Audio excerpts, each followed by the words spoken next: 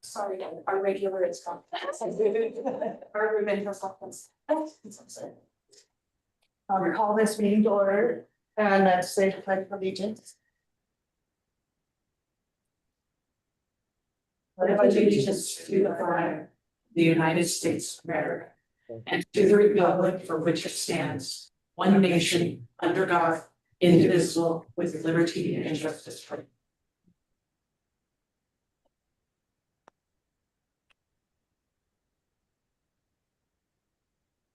all. Thanks.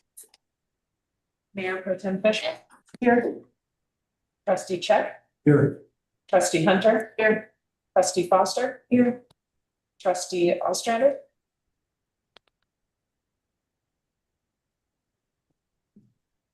And we have a quorum. Thank you. Next item is approval of the agenda. Can I have a motion to approve the agenda? I'll move to approve the agenda.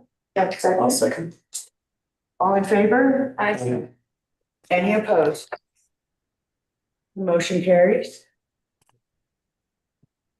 I would like, for an announcement, a moment of silence for Nicholas Dale, firefighter who just lost his life July 12th, fighting the Bull Mountain fire. If we could have 30 seconds of quiet remembrance, please.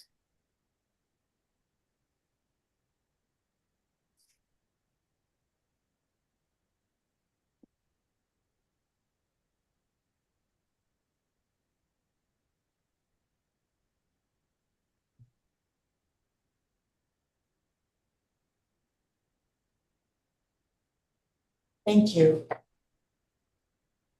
Another thing I would like to talk about is Mayor Smith's resignation.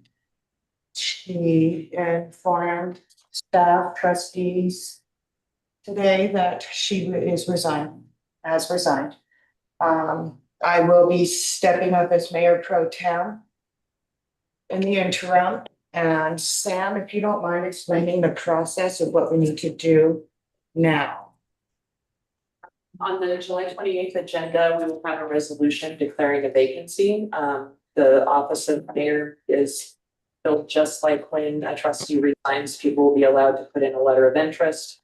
Come to a meeting, the board will be able to ask some questions, and then you as a board will choose a new mayor. Sitting members are also welcome to go into it. In the meantime, Mayor Pro Tem Fisher will be fulfilling those duties and fulfilling Mayor Smith's duties on the finance committee as a signer. She has all of those things. The only difference is that Mayor Pro Tem Fisher still counts towards a quorum and still has a vote. There is no tiebreaker vote until we appoint a new mayor. So I might have covered everything I missed. I don't think so. Like, I think it is really important to note that I do not have a tie-breaking vote, just my normal trustee vote, But you still have a vote. but I still have a vote. It is important. Sam, just so I can add to that discussion real quick. Yeah. A typical process here is that the board, because the mayor is such an important position, a typical process for a BOT is to fulfill the mayor position within the existing elected officials and then declare a vacancy in the trustee spot to appoint a trustee vacancy versus opening up the mayor vacancy as the open vacancy. So the board can appoint a mayor internally and then open up the vacant trustee. That's how I typically see it done. I'm not saying you should do it one way or the other. I just want to let you know that that is a common path taken by boards in your position. Thank you very much, Clay. Clerk Vetter. I agree with Clay. A lot of places do that, but our code actually addresses this and says that it can be an appointed position. And then there was a resolution in 2022 on what to do with resignations, and it includes, and both the code and the resolution address all elected offices, so it includes the mayor position as well. So, Thank you. Oh, you have a question? Yes. Sam, could we get this to you on too?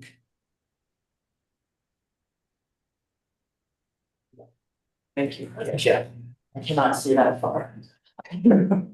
Sorry, sometimes when we start the live stream, it can't see. So, Thanks. Thank you. We shall move on now to the public comment section of our evening. Any topic not included under actions and presentations. There's a 3-minute time limit. Anyone who wishes to make a comment on something not already on the agenda may raise your hand, wait to be recognized. Once you're recognized and invited to the podium, you'll have 3 minutes for your comment. You should address your comments to myself as the chair and not to staff or individual board members. So, after, yeah, so I guess here we are. Would anyone like to come up and speak on anything not on the agenda this evening? Yes, sir.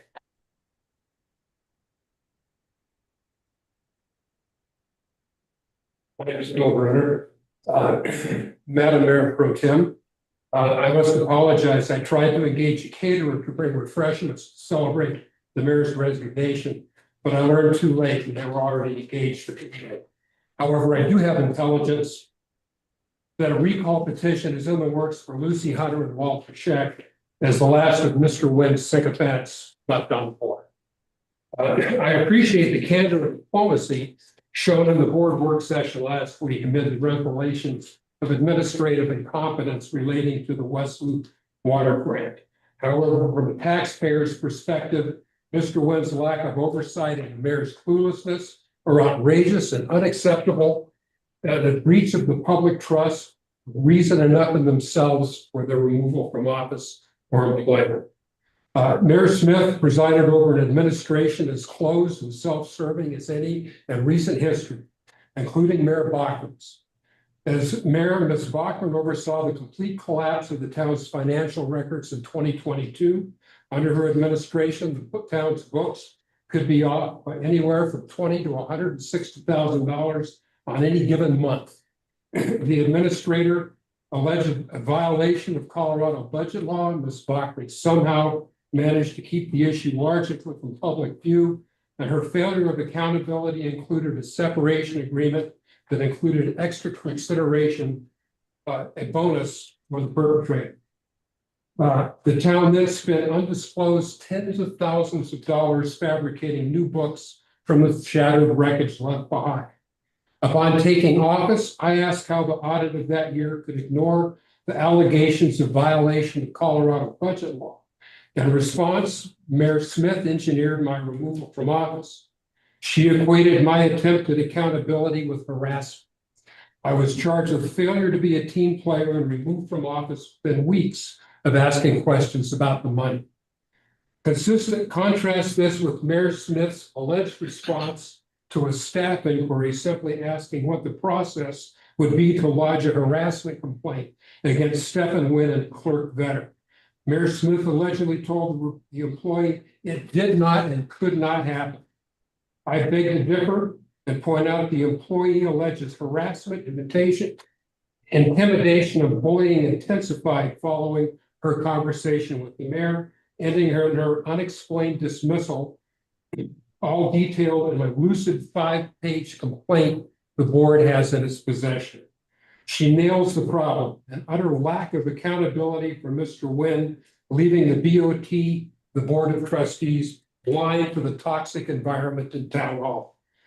The resignation of Mr. Wynn and Ms. Smith removes solid obstacles to good governance. However, their resignations do not in themselves solve the town's biggest problem. It's aversion to accountability. The cure for this is in the hands of the Board of Trustees. And simply moving forward will not end the questions, accusations, or restore trust. It's time for answers because failing to acknowledge our errors guarantees they will be repeated in the near future. Thank you. Thank you very much, Mr. Brennan. Make sure I don't have the wrong paper.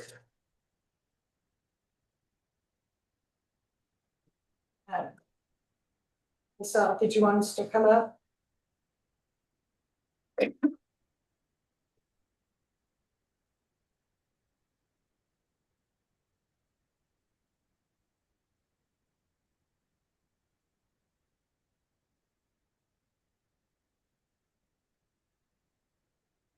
Name is Ethel Short. I live in town. I've been following the Berg Museum proposal. That I've been going to their meetings, been listening to their presentations. And last night, at the planning and zoning meeting, they approved the motion project moving forward to be heard by people in 2 weeks. And then today, with Ms. Smith's resignation, it has caused me to feel a certain amount of trepidation about what's going to happen to this project.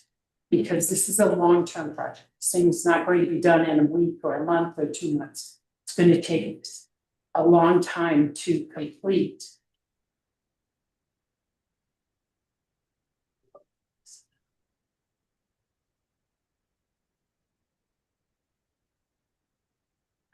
Okay. Sorry, I'm told because this is coming up for a public hearing.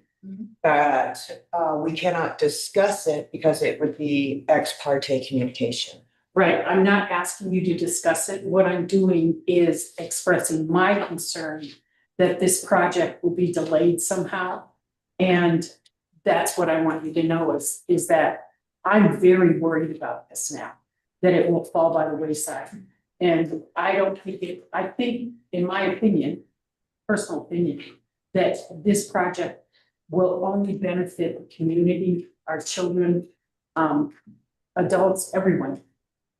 And businesses. So I just really like to put that out there so that you're aware. Thank you. Thank you. Very much. Is there, yeah, come on up.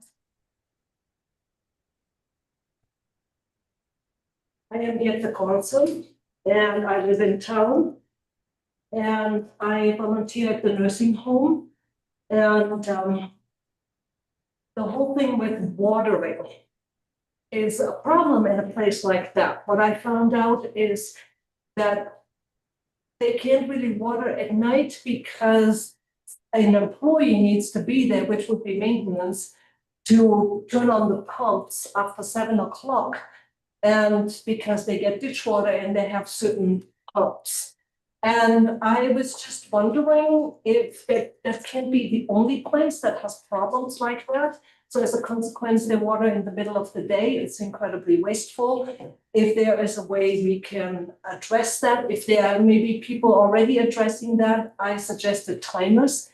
But if somebody needs to physically be there to turn on the pumps, then that is not that easy. Then timers don't really solve that problem. Timers are also very intimidating. This is something that many people in town might benefit from, some kind of an offer to help them set up their timers. And it would serve us to conserve water. Thank you very much. Thank you. There anybody else with any public comment, not on the agenda? I don't see anyone on Zoom, am I correct? Not that I see here. Thank you. Okay. Then we will move on to the consent agenda. And let's see. Okay, I'm sorry, I need to really go. Mayor, but I have a question Yes, ma'am. on the disbursements, if I may ask that. Absolutely. There was a disbursement from Wilson and Sons for $14,960. Was that what this was? Yes, okay. Typically, the chair would ask if anybody has any comments or changes to the consent agenda. Does anyone, trustees have any changes or considerations to the agenda? Or consent agenda? Will we approve the consent agenda? Okay. All in favor? Aye. That is done. We'll move on to staff reports. And a town administrator son. And first up. If you want to. Oh,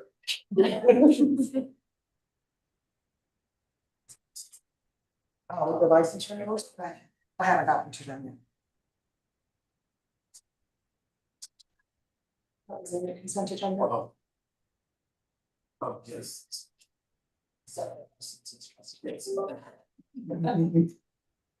Okay, so am I at the right place? Staff reports, okay.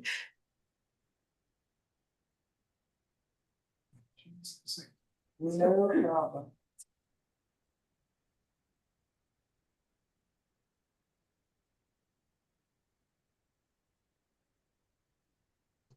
Hold the cursor down, flies by so fast, I can't carry it.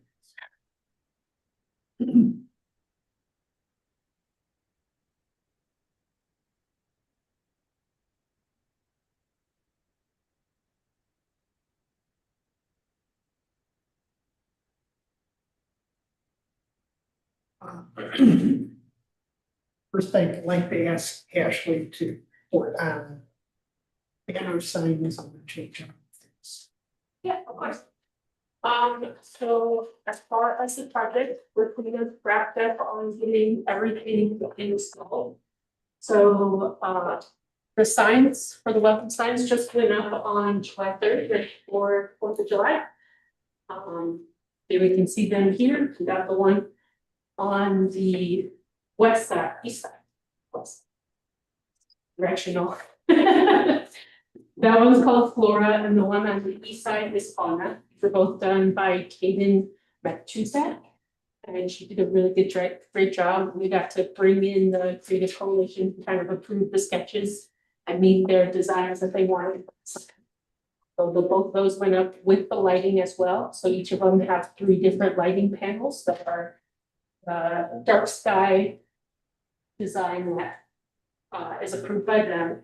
We then had Ira Housework fabricate 3 parking lot signs that are all on Main Street back here. From his reel that he posted, it was all out of recycled material. And then we did our art contest for our banners, which are on brand now. Those went up last week.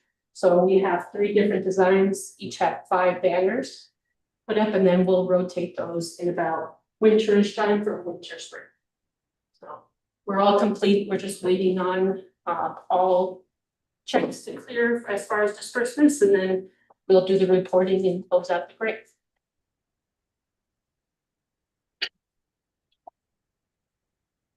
Thank you. The parking signs, all of it looks really great. The parking signs really pop on that corner. It's cool. Those were really exciting once they went out. Yeah, and it's the refresh on all of it is really great. The refresh on the big signs, and it was awesome that Keaton was able to do it. It was local and grew up in the area. So yeah, thank you for organizing that. Yeah, it was a lot of fun. I'm very proud of it. Very cool.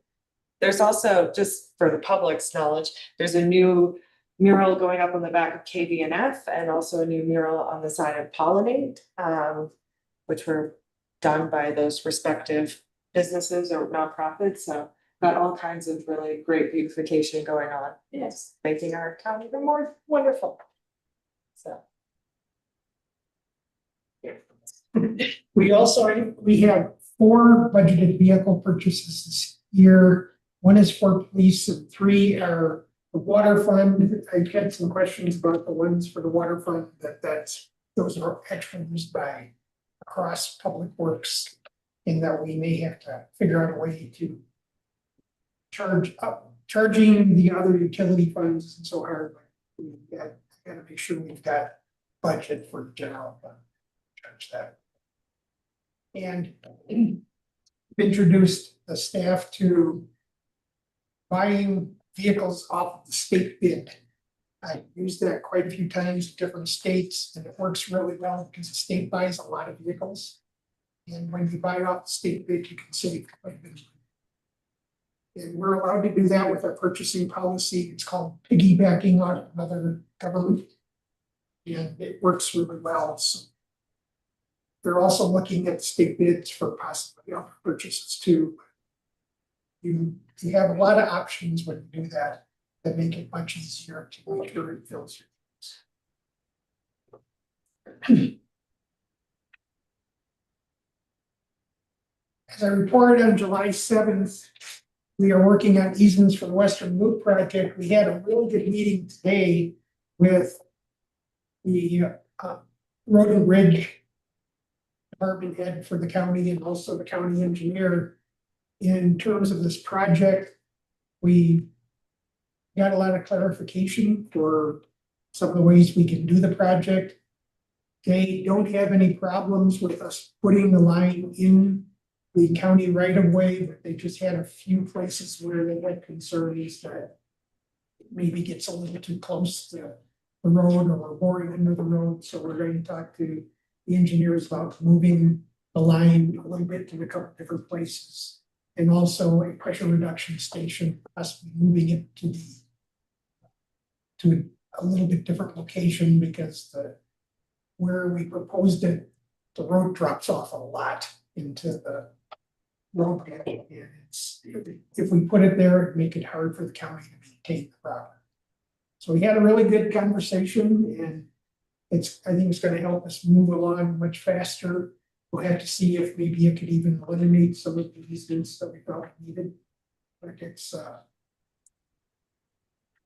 I feel a lot more positive today than I did a day or two ago. And also that it's going to be coming up, but I want to make sure you know that I'm recommending rejection of the bids for this project just because we don't have all the easements in hand right now. And we want to make sure that before the project is let, that happens. We have everything secure. The Native Sun water metering or monitoring project, however you want to say it. Clay has reviewed the contract document as I have, and we've sent it back to the engineers, and we'll hopefully get that signed very soon. And one thing that was very positive is in the original bid, they said they couldn't start till September. And now it's as soon as we can get the contract ready, I think they can start work. So that makes it way more likely they'll finish it before snow flies, which would be a nice thing. The 2 million gallon water tank project, we're in the process of closing that out. There were a couple of subcontractors who contacted us during the project and said they were not being paid. And so part of closing out a contract is advertising for subcontractors to come forward. And we're going to make sure we just reach out to them individually so they know that we are closing the project, and if they need to go after the performance come on, we can do that. Can I ask a question on that? Absolutely. Where are we at with liquidated damages? That's part of the closeout. We charge them for liquidated damages, I think. Probably about a month, a little bit more than that, because they didn't finish the project on time, but they closed it on time. So we can't charge two levels of liquidated damages. We can charge one. And we also removed some of the costs in change order from the project because we didn't need to do them. Once they removed the original paint from the inside of the tank, some of the repairs we thought would have to be done. So we could eliminate that. And in the end, the closeout cost to the contractor is about $39,000.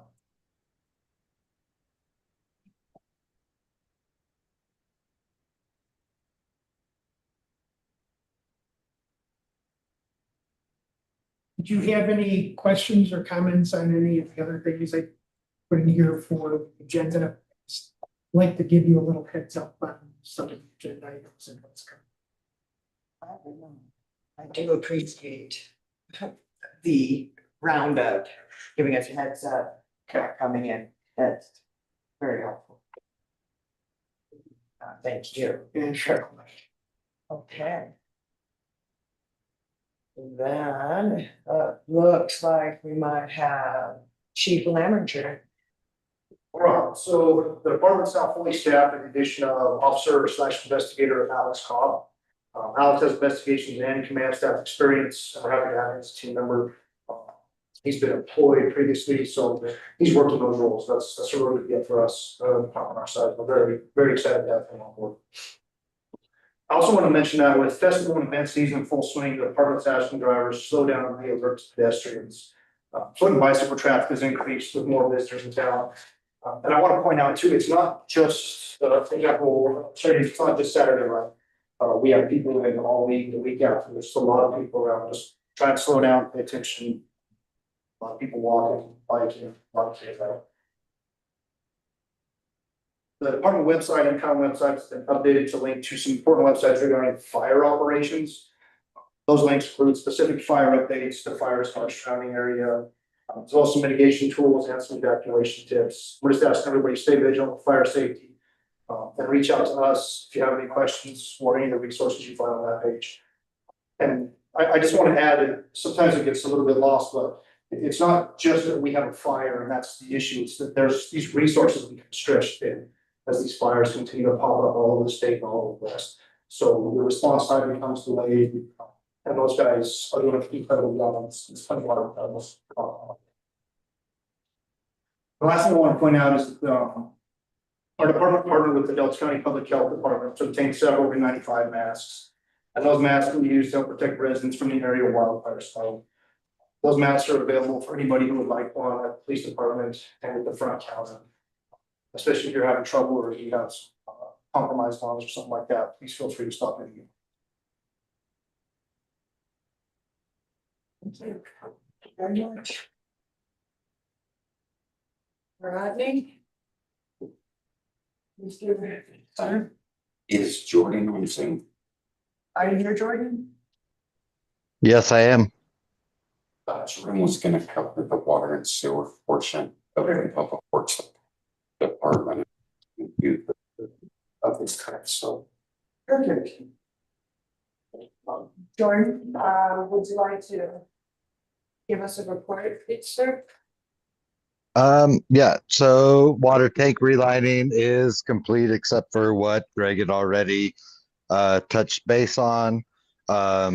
We had to install a new level sensor since it happened to get painted over during that. I believe that also goes into the liquidated damages. The consumer confidence report is available. It should have been sent out to all the residents with the QR code that's directed directly to the link. The picture that you're seeing looks a little disturbing. We got a call from the Rovers for our shared spring that they weren't getting their water when we weren't taking it either. So we had to go spill some of that for about 2 hours while we drove back over, undid a coupling, and we pulled those monstrosities out that looked disgusting. Not really sure where they came from or how they got in there, but they clogged up the pipe. But we were able to get them out and flow was fully restored to them until we recently had to take it. About 14 days ago, we started to split it half and half with them. And then tours were given to the trustees and the public. I believe only about 4 people attended. And at wastewater, we had a failure of one of the old aerators. So we got a telehandler and we got this one set out there. As you can see, it's quite active. It happened to fail. Actually, during the tour was one of the first failures where I was able to get it back running. But then I had to send my other operator out on a boat. And what you see in the bottom is what was pulled out, which whatever your interpretation wants to be of what that is, could be bed sheets, flushable wipes. It is a mix of stuff. So please do not flush anything that is not human waste and toilet paper, because we can't handle anything else than that. And we have also seen everything from blue jeans to bananas to eggshells. That's not flushable. Don't flush that, please.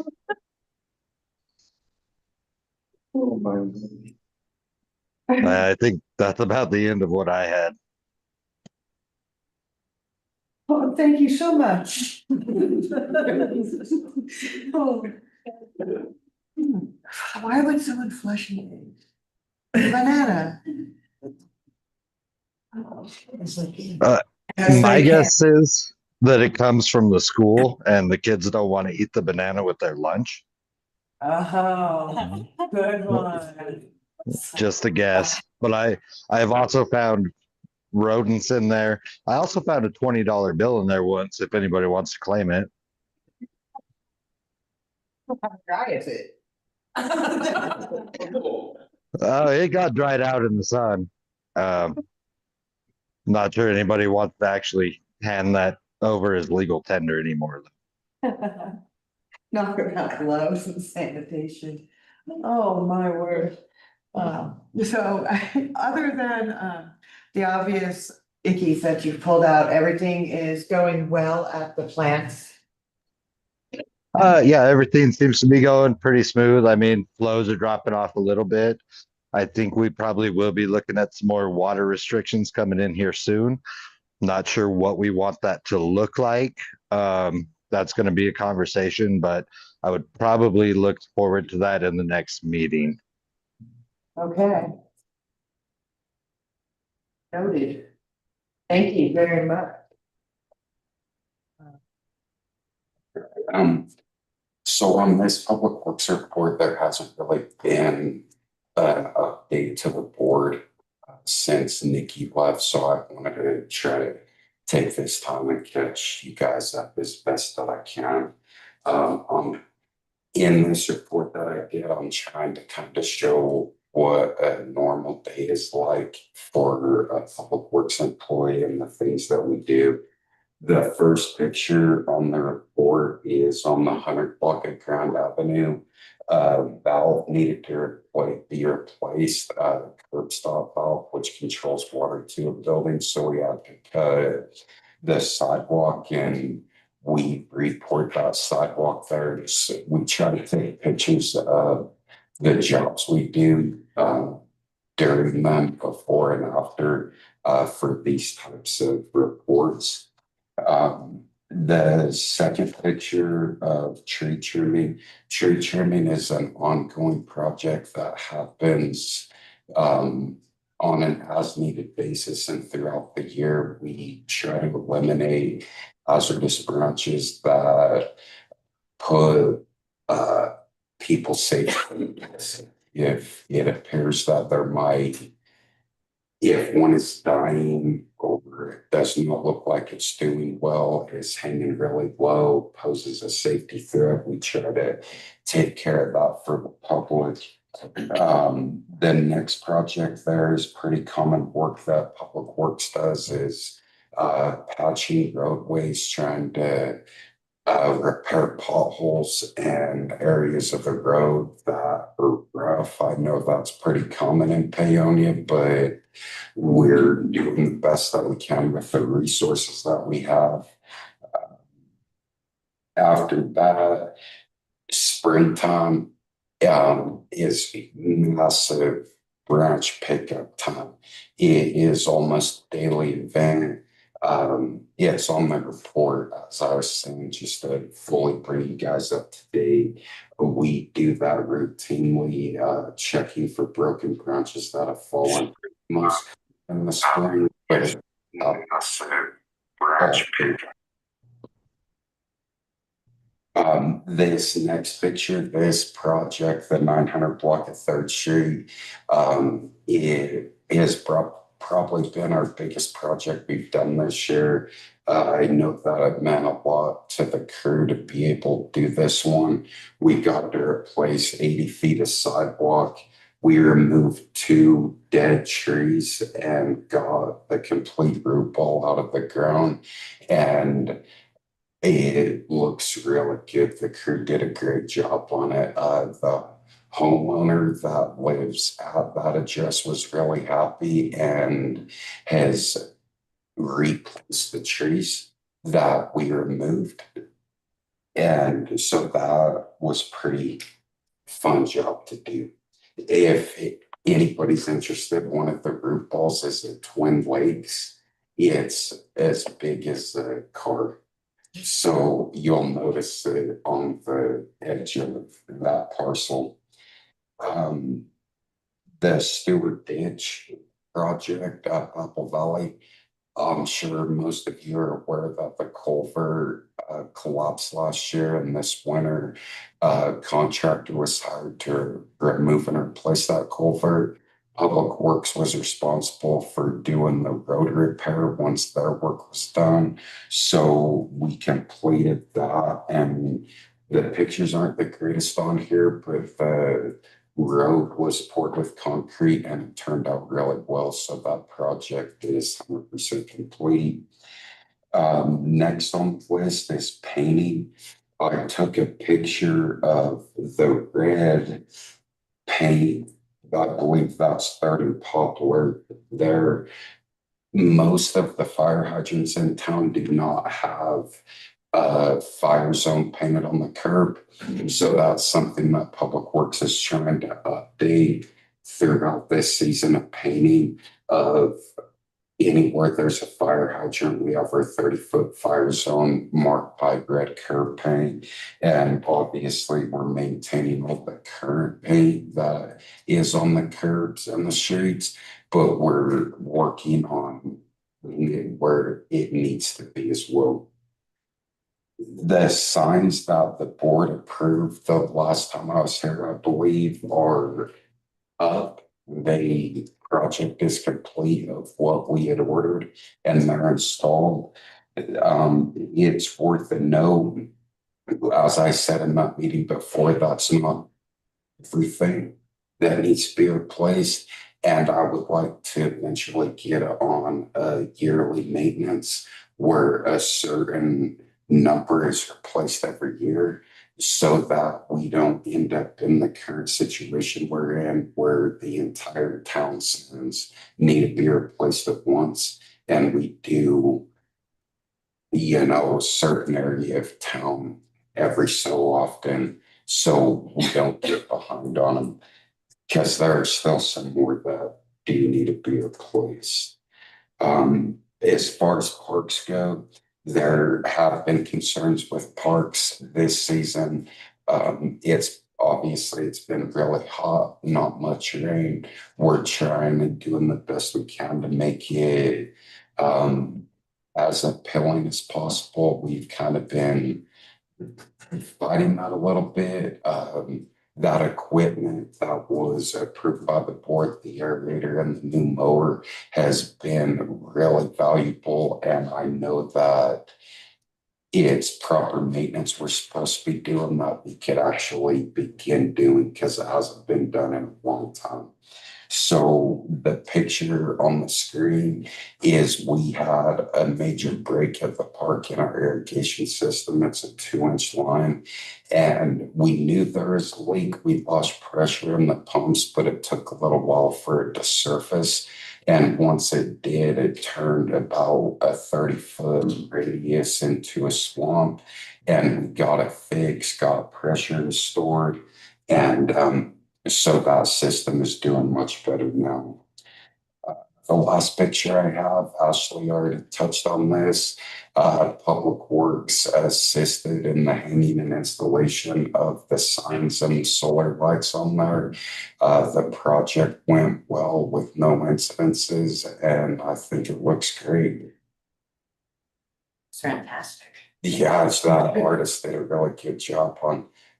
I don't see the picture up there, but the eastern side sign has an elk on it, and the artist I thought did really good with the elk.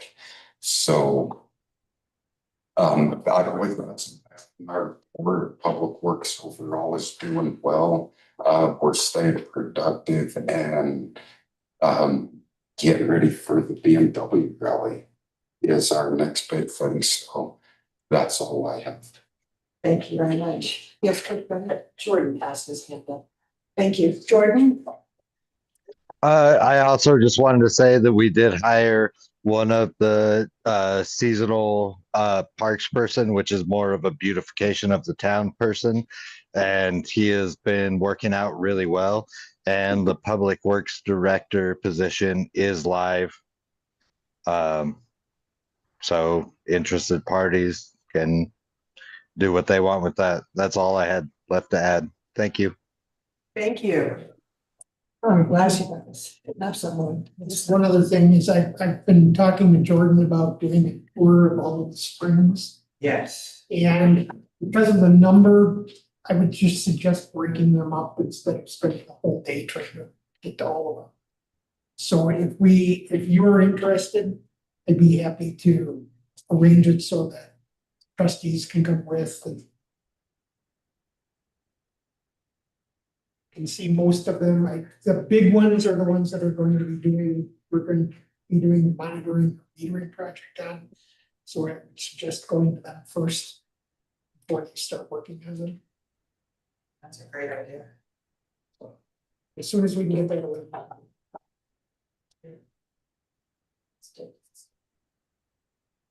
Okay, so we shall now be moving on to our public hearing.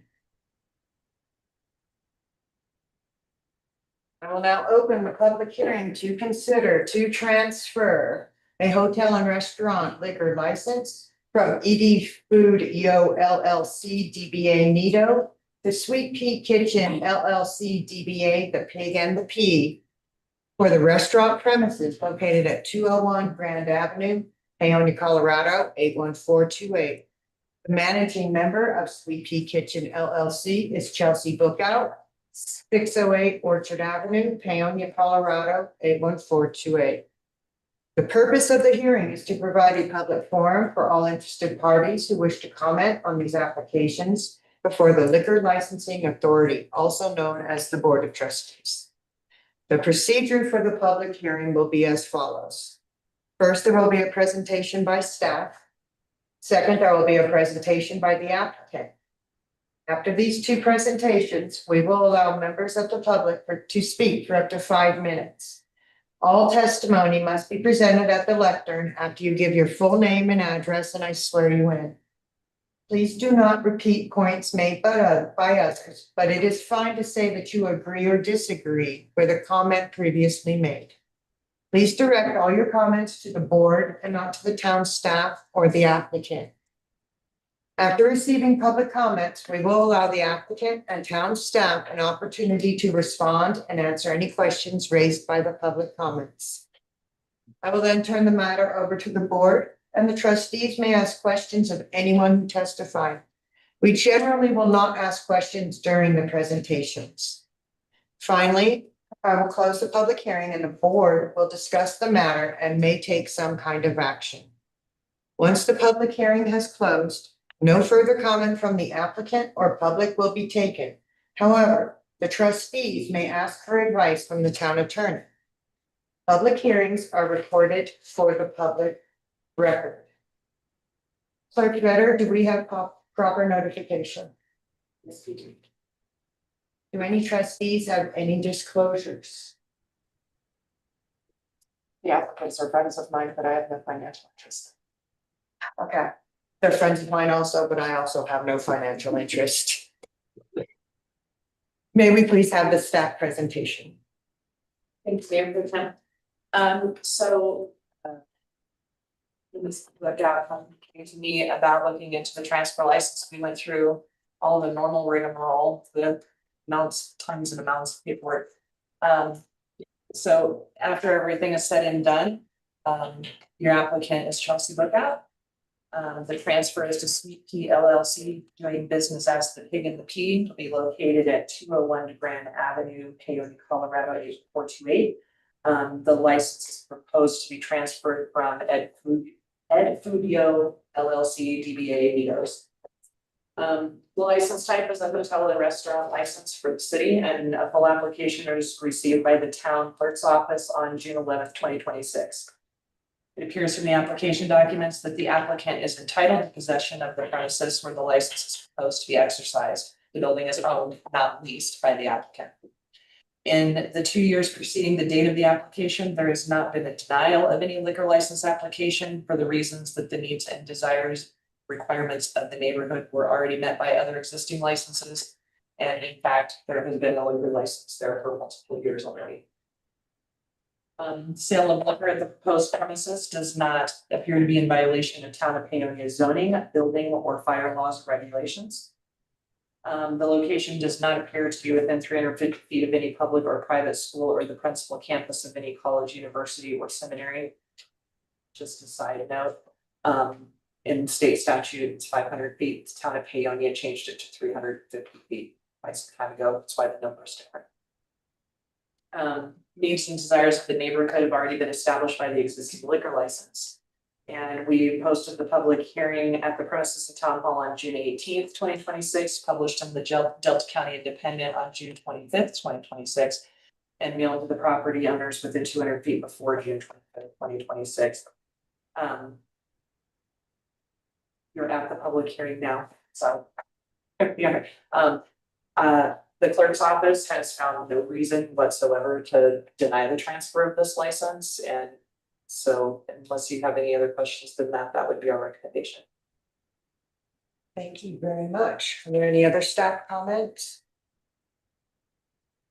Okay. Would the applicant or the applicant's representative please come up to the podium, state your name and address for the record, and take the oath. Chelsea Bookout. You swear to tell the truth, Ms. Madden? I do. Thank you. So. Yeah, as you've already heard, we're just trying to transfer the license from Nito to our business. We bought the building right before COVID, really kind of took my previous business, Remedy, kind of took that one out. And so I've been teaching for the past, this will be my 7th year teaching. And when I decided to move out, we decided we did not want to give the building up for another 4 or 5 year lease. And then we wanted to put our own business back in there. So this is kind of like the first step, is getting licensing and all of these things in order. We're working on the building right now, replacing some floors that were damaged and those types of things. And so as soon as that's done, then we'll put the health department in there and do all of those licensing requirements. And then we're hoping to have do brunches and pop-ups in there, and to have a space where not just myself, but other chefs can come and do dinners and do events and things like that. So we look forward to participating in that way. Very nice. Thank you. Have any questions? Questions? I don't see any questions on Zoom. Okay, I will now open up to public comment. Any public comment on the Pig and the Pea? Yes.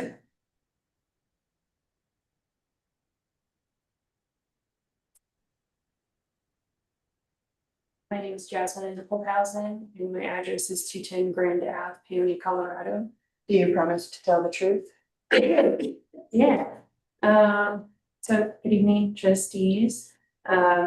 We are to speak in support of the Pea and the Pig for their applicant for their liquor license. I've had the privilege of knowing the owner for some time, and I can honestly say she's one of the most passionate people I've met when it comes to healthy food and supporting local farmers and producers, and creating a welcoming place for our community. Her vision as long as I've known her, has always been bringing people together over thoughtful preparation and high quality food.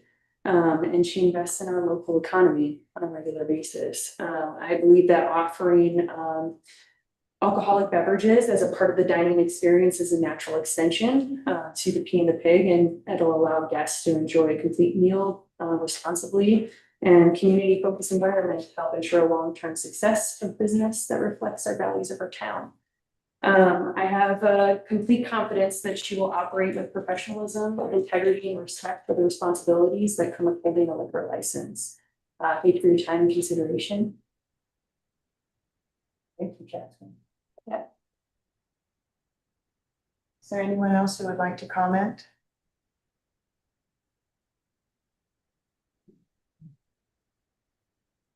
Kelsey, do you wish to offer any further comment?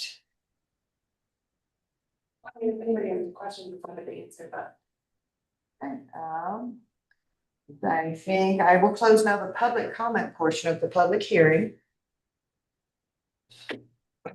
Before we turn to board questions and deliberation, I want to state that the documents included as part of the record for this public hearing include all application materials submitted by the applicant, all materials included in the packets, all written referral and public comments received regarding the application, the notice of hearings, and the town's ordinances.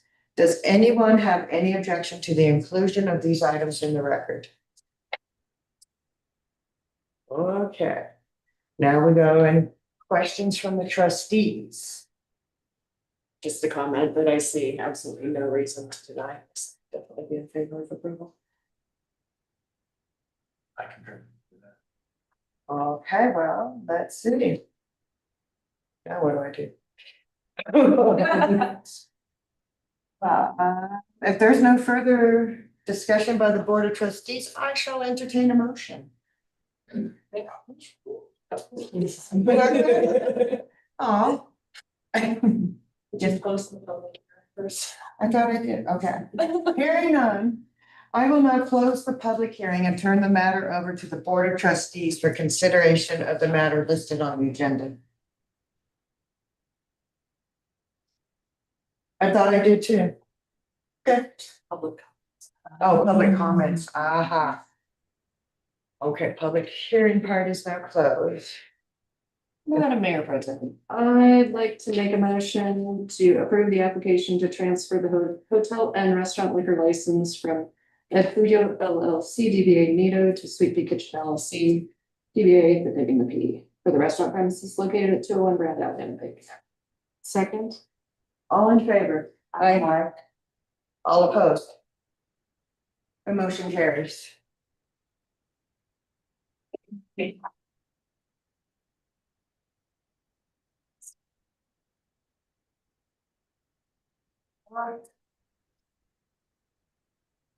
Now we shall move on to the actions and presentations portion of our evening. Public comments must be related to the agenda item with a 3-minute time limit.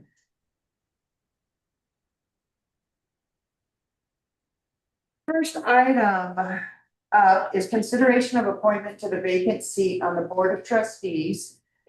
The second one is consideration of appointment to the Planning Commission, and the third is consideration of appointment to the Zoning Board of Adjustment. My proposal is for the applicants to all come up at once so that we can talk to you and ask questions.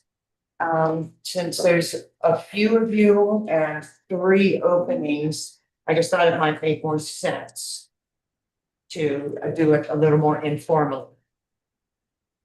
Does anyone object to that? I mean, by a show of hands, or how many applicants are here? I think there's 2. Well, I guess for anything position. Okay. So, okay, there's 2, 3. So Elliot, Carrie, and Susan, is that correct? Okay, so I mean, would it make sense for each person to come up and just do a short intro and then maybe we go to a question? Sure, we could do that. Is that or, open to I could choose over if don't want to. So, Do one section like for the councilman first. Do you want to bring? Committee assignments say or after the. One at a time since you're agendized that way. Okay. All right, let us do this then. We will call up each applicant one by one, give us an introduction. And then we shall ask questions of all three afterwards, if that is acceptable. I'm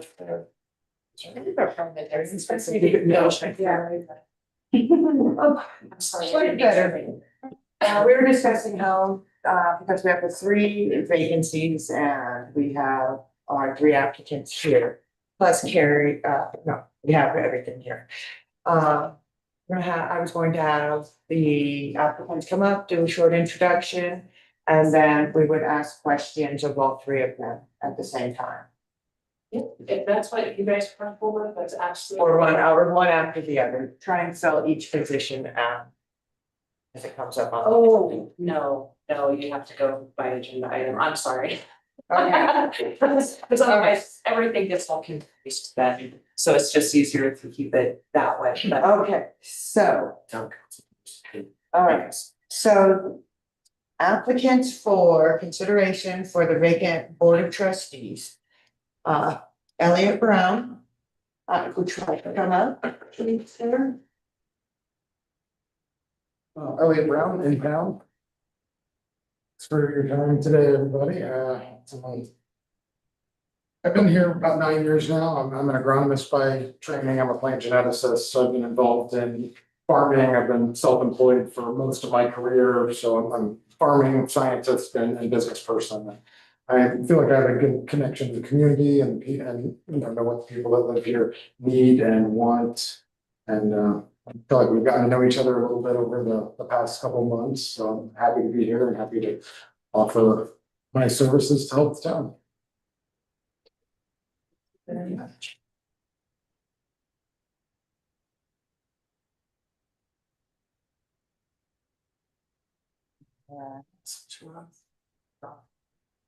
Allison and John are not here. Okay, Susan, would you like to come up? Wait, no, oh, wait, I'm sorry. No, well, it's confusing. Okay, planning commission. So what Sam's saying is we need to go by agenda item, so we're Okay. just looking at. Board of trustees, and there's only one applicant. There's only one applicant. Are there any others?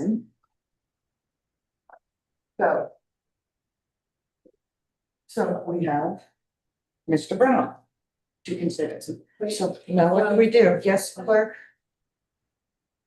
We can consider the other two applicants, they're just not here. Yeah, You showed up. Yeah, okay, I was all like, did I not put this? So.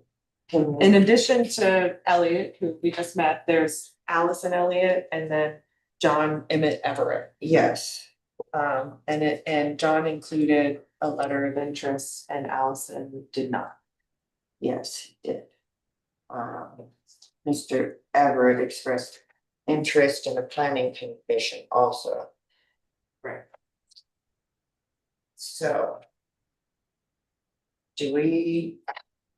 How would we question Mr. Everett? We just go off of his letter of intent? I think And make the best guess. to consider, yeah. Okay. Okay, and same with Allison. The letter of intent is very important, I think. Yes. So now do we discuss any questions we might have for our applicants? What would have been nice. Sorry, Would have been nice. This Mr. Elliott. Yeah. But is he online? Or Mr. Everett. Everett, I mean. Is, yeah, Miss Elliott, Mr. Everett. Elliott Brown.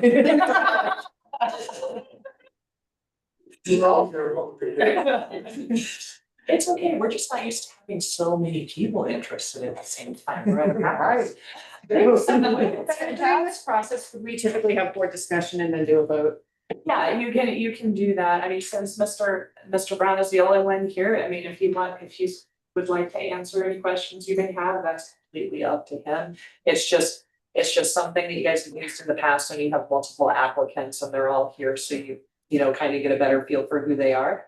But if you guys are comfortable at this point, casting a vote, we can either do that by secret ballot, that's in quotations, because you have to write your name on it. I'm gonna announce who you voted for, but you don't have to do it. Or you can just do it by regular, Roll call. or motion, second, and a vote, if you wanna do it that way as well. Mayor Pro Tem, we can do board discussion. Absolutely. I really appreciate Mr. Everett's letter of interest, and his qualifications.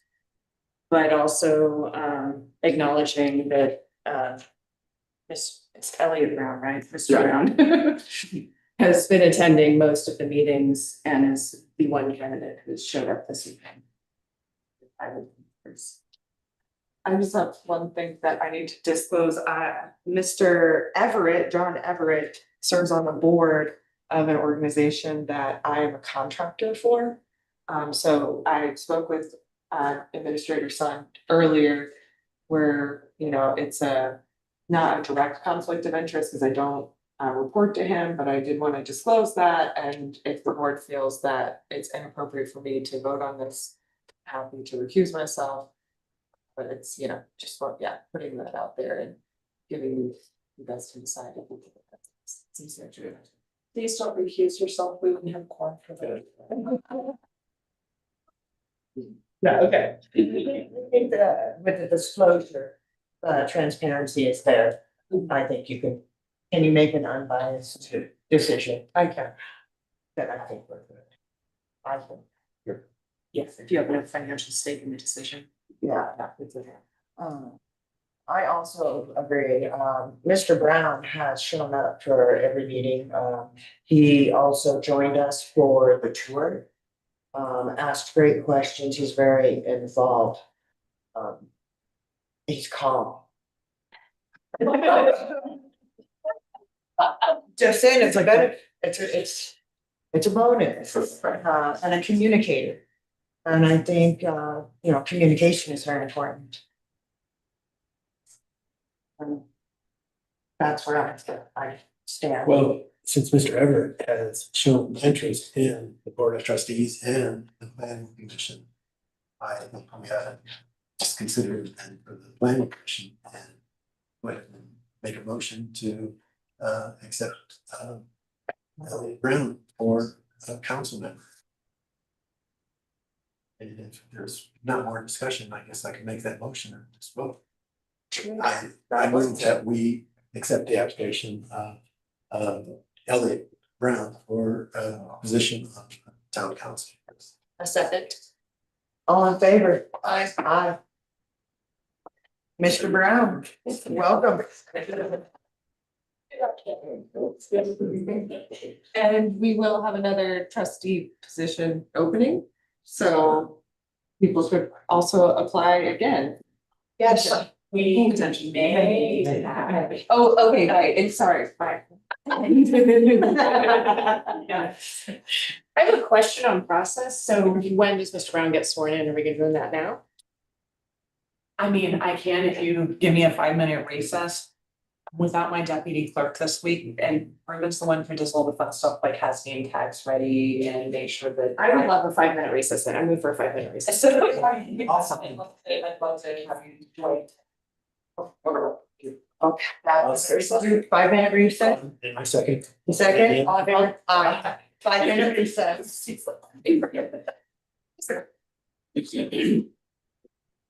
Yeah. Exactly.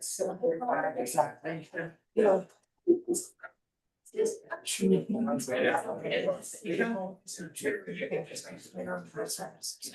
Oh, I can't? Okay. Okay.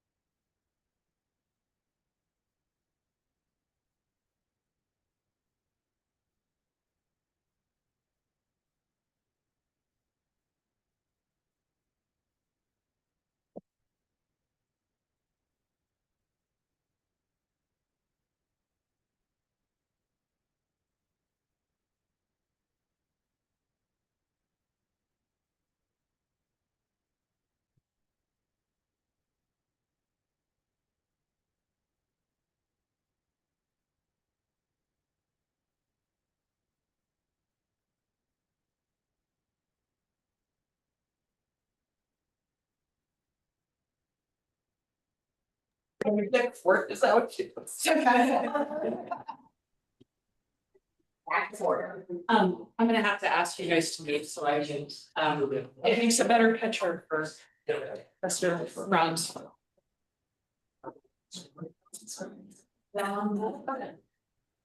Where myself, I'm not going back there. Where you want me here? All right. And I don't have a name tag for you, Sorry. but we might remember you. We get the nice picture in between the flags. Oh, nice. If anybody's gonna. Hello, I just want to make sure you guys can hear me. This is Calla Rose. It's right. Alice here. Well, she's in. She's on Zoom. I, Elliot Brown, I, Elliot Brown, affirm that I will faithfully support affirm that I will faithfully support the Constitution of the United States, the Constitution of the United States, the Constitution and laws the Constitution and laws of the state of Colorado, of the state of Colorado, and the laws of the town of Paonia, and the laws of the town of Paonia, and I will faithfully perform the duties and I will faithfully perform the duties of the office of trustee of the office of trustee of the town of Paonia, of the town of Paonia. to which I have been appointed. Congratulations.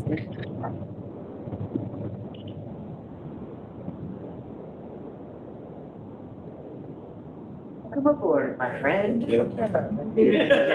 All right, I'm signing stuff. Sexy. All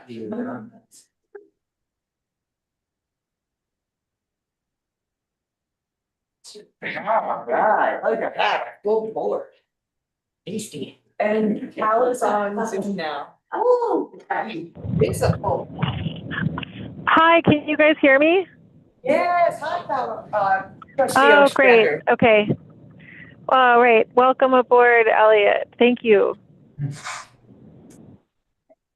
We are now at the point where we are at our second action and presentation, consideration of appointment to the planning commission. That is normally a mayoral appointment.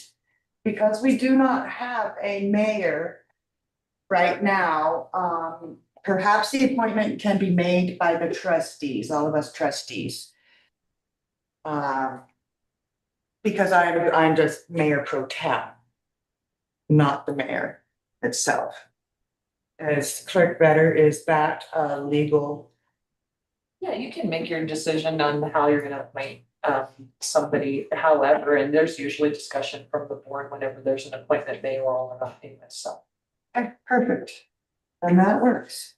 So we have Mr. Everett as a planning commission applicant. And then Susan. and we had Susan. Oh, Susan, would you like to come up now, please? So sorry about the confusion earlier. I'm very new.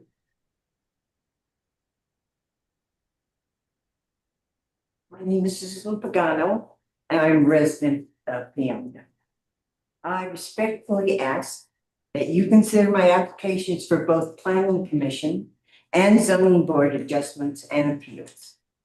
I submitted these applications because over the last 6 months, I have attended town meetings regularly. During that time, I observed that Paonia is addressing many important issues, while also experiencing a reluctance among the public to participate in local government. I have decided that it's time for me to do my part by serving my community. I was raised in Paonia, and although I spent 40 years away, I returned in 2011. Growing up here gave me a deep appreciation for the freedom, sense of community, security, and the caring people who helped shape my character and values. It is my hope that the children growing up in Paonia today will have the same opportunities and lasting memories that I did. While I'm not yet fully familiar with Paonia's zoning regulations or all of the procedures and requirements governing the Planning Commission, I have reviewed the municipal code and am committed to learning the applicable regulations, policies, and public responsibilities. I am willing to invest the time necessary to educate myself so I can serve effectively and responsibly. For 35 years, I worked as a purchasing agent where I administered government contracts and ensured compliance with procurement specifications, competitive bidding requirements, and supplier qualification standards. That experience taught me the importance of following established procedures, evaluating information objectively, paying close attention to detail, and staying organized and consistently meeting deadlines. I believe I can evaluate issues fairly and without prejudice. I strive to listen respectively, consider all perspectives, and express my opinions thoughtfully and constructively, even when addressing difficult topics. Confidentiality and integrity have also been lifelong values for me. My father was a teacher and principal of Pioneer High School, as well as town trustee and mayor pro tem. From an early age, I learned the importance of discretion and trust. Conversations about his work and the people he served remain confidential, and those lessons have stayed with me throughout my personal and professional life. I would be honored to contribute my time and experience and commitment to the town of Peonia through service on the Planning Commission or the Zoning Board. Thank you for your consideration for my application. I appreciate the opportunity to be considered and look forward to serving the community that I live in. Thank you very much.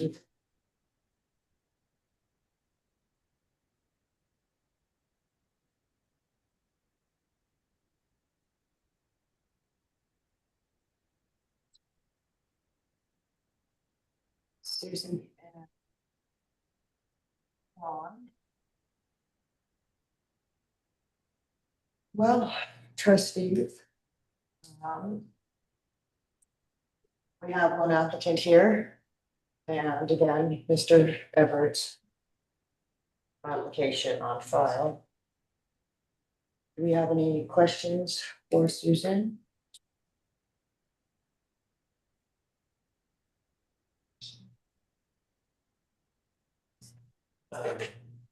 No, I don't, but I sort of liked Mr. Everett's resume, but since he's not here, he might have been busy with something, but we haven't heard from him that I know of either. So I think we have to just consider Suzanne, since she's the one in front of us, and decide if we like her and we'd like to just appoint her. It's not, we appreciate hearing what other board members think. Sure. I did receive a text message from John saying that he was unaware. I'm sorry. I did receive a text message from John saying that he was unaware that the vote was taking place tonight, which is why he's not here. So I'm not entirely sure what happened with that communication fall through the cracks, but yeah, that was. Can you vouch for him or say anything about him? Sure, well, like I said earlier. Would you take this letter of him that would give us all a little bit? They already did. We already did, sorry. Well, the letter's included in the packet. We didn't read it aloud in the hearing. But I think it's on the screen now. In summary, John has a background in engineering. He also worked for the National Renewable Energy Lab and has done like a wide assortment of different projects. He also did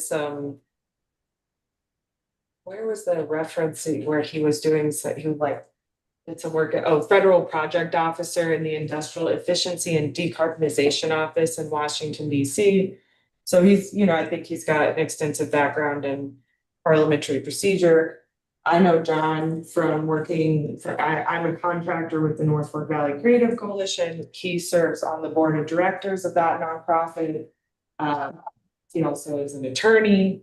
I know him more in his role of an attorney advising a nonprofit, but he's very diligent. He shows up to those hearings. So yeah, I'm just giving you hopefully factual information, not any opinions. How many candidates are there for the next position as well? Because I can't quite see that and my phone's not cooperating.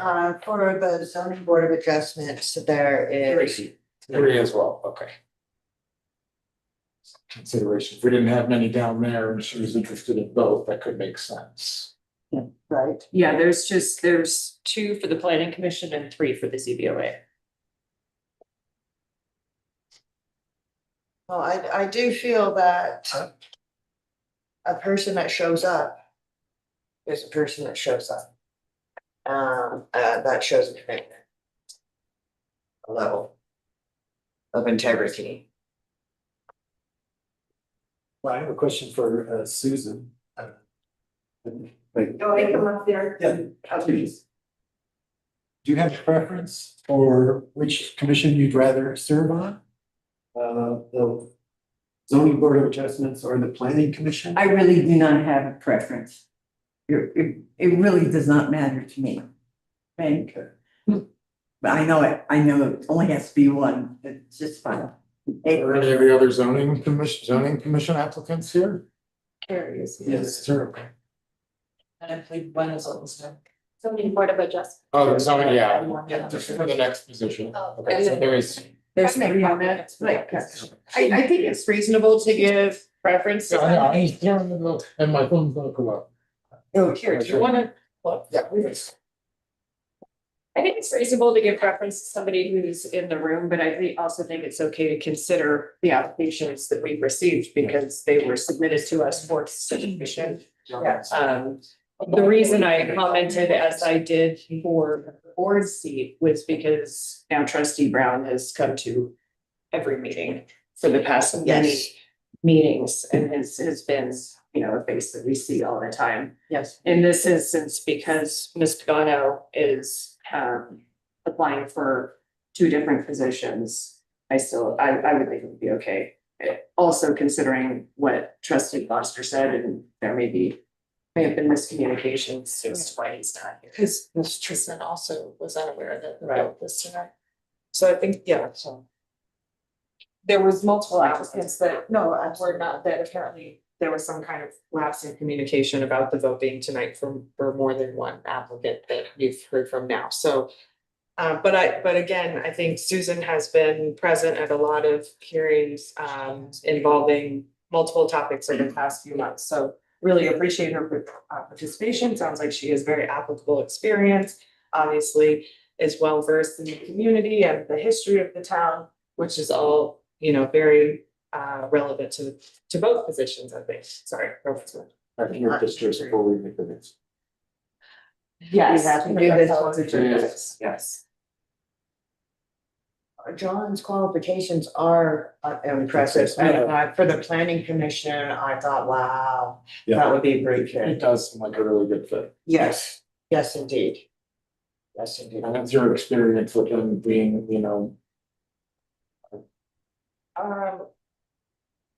Can I ask something about the applicant, or can I ask something, or ask a question of an applicant of Carrie? Or is that not, can I ask a question of Carrie? Is that skipping ahead of the agenda is not appropriate? Okay. Can the public make any comments or ask any questions? I don't think she. Sam, can the public make comments or suggestions? Yeah, absolutely. Oh, sure. Come on.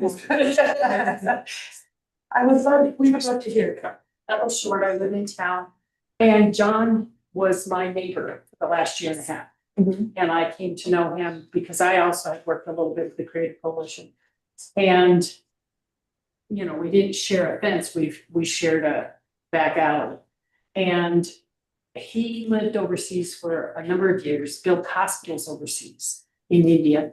And he is, his resume speaks for itself.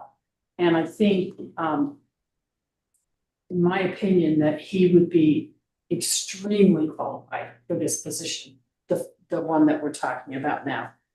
And That's it. thank you very much. Sam, did you have something else? I didn't know. Oh, it was just when you were talking about the communication, so I just wanted to let you guys know, I forwarded you the email that I sent to all the applicants. There was one that had to be resent, but I just so you guys know, I really did reach out to everybody. I'm sorry if they missed an email. No, yeah, no, and that was not me pointing fingers, just. I just wanted it just for clarification, so you have that. Actually, better, I have a question.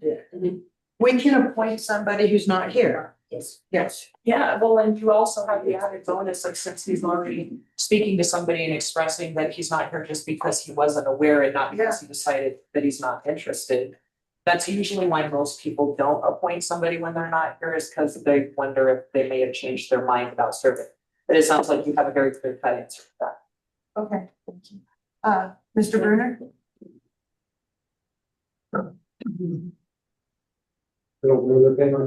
I would assume you also have the option of deferring the appointment and giving the other people a chance to show up. Thank you.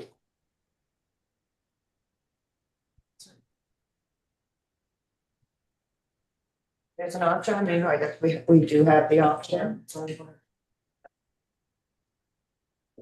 Of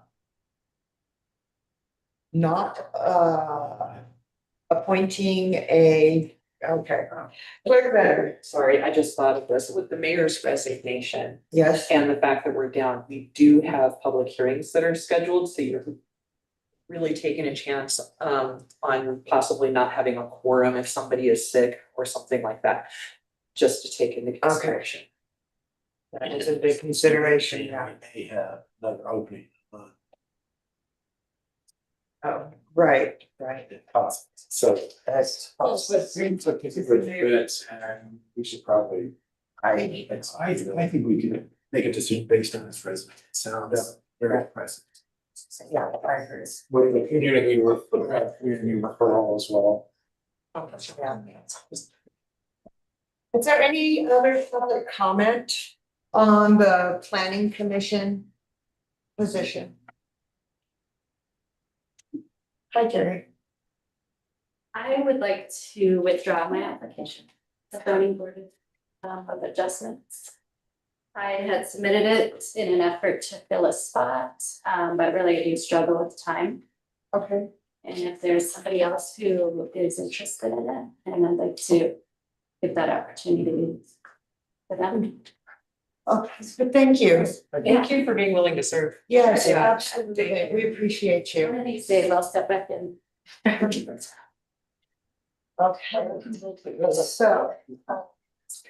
Back to the planning commission. Are we ready to make a decision, do you think? Sure, can I make a motion? You bet. I'll make a motion to. Sorry, let me find this correct. I know his name, I just wanna make sure. To elect John Everett to the planning commission. Is that enough? Did I write in front of me? Sorry. A second, all in favor? Aye. That motion passed. Aye.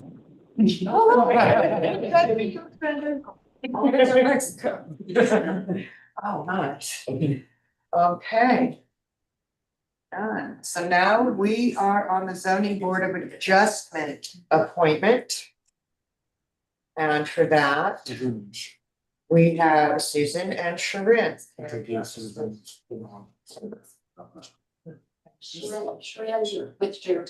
Sharon withdrew her application? Okay. Yes. did. Okay. Okay.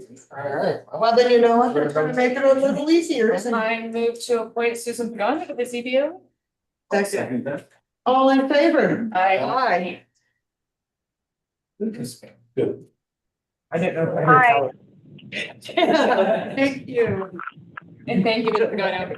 Thank you very much. Okay. Now, we are to action on presentation number 4. Consideration of staff recommendation on RFP 2026-01 Western Loop Extension. As I said earlier, I'm recommending that you deny the bid that we received because we still need to work on bidding. So do we need to make a motion then to deny the bid? Reject the bid. To reject it? Okay. Maybe retracting the project. Off BidNet is, that's just what I've seen more. Is the project gets pulled instead of denying specific bids. Okay, since it already went through and we saw trends, I think it has to actually. Is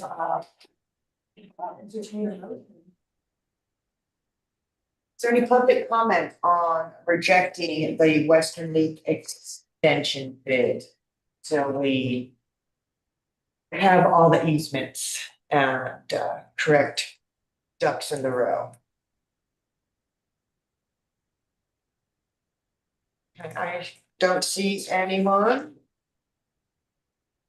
In that case, I would entertain a motion to reject the Western Loop extension bid. I move to direct staff to reject the single bid that was received for RFP 2026-01 for the Western Loop extension to rebid at a later date. I'll second that. All in favor? Aye. Aye. Hi. Hi. Hi, I can't tell if I'm unmuted or not. Sorry, you guys. You did good.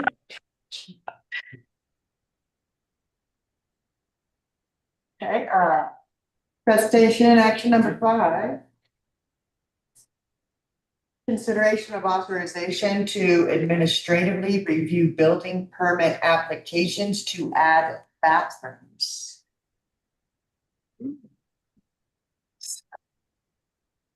This is some more of a conversation and information. Is that what is going on, Sam?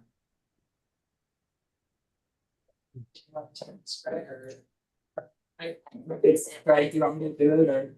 Sure. Okay. Okay, so just for a little context, since the water moratorium was enacted, the discussion about what does it mean to extend a line has been kind of a blurry point for the town. And I think there was I don't know the year, so I'm not gonna try and guess. There was a clarification that happened for that discussion. So with Administrator Sund, we've kind of, and me also new in the position, that we're looking at the wording very specifically of it, that it's not to extend lines from the main.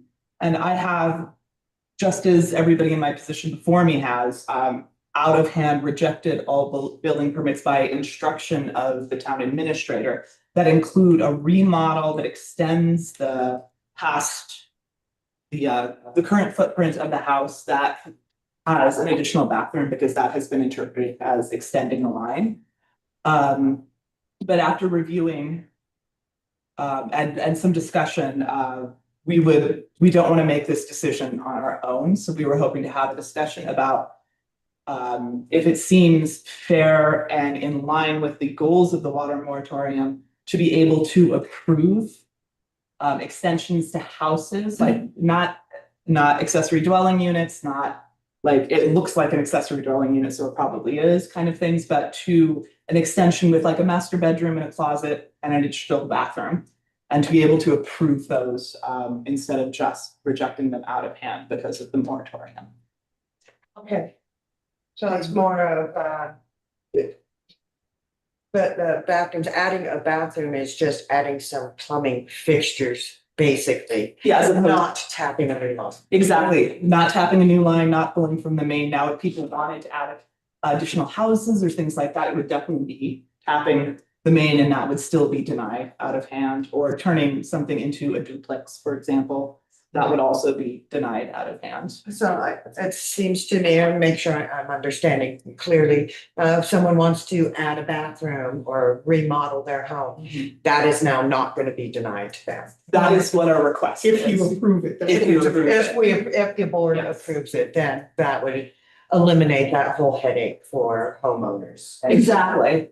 Because something you gotta keep in mind is building a bathroom does not increase the use of water. You need to add people to increase the use of water. Right. And I said it jokingly, but if you want nothing to do with adding people, you gotta put out a notice that no more visitors. Okay, got it. No clarifying question? Absolutely. Just so I understand, so again, it's adding a bathroom within an existing footprint. No, it would be extending. You could extend the You could, footprint, because we, but like I can put a bathroom in my garage. no, you could not, because that would be a separate dwelling, but if you put a second story on your house with a bedroom and wanted to add a bathroom to that, you could. Thank you. And so you're asking us, the board, to do what exactly? To approve the ability to make these decisions and administer. Okay. Do that again? Yeah. Please speak up. To the ability to allow me to make these decisions administratively. Just like approval of any building.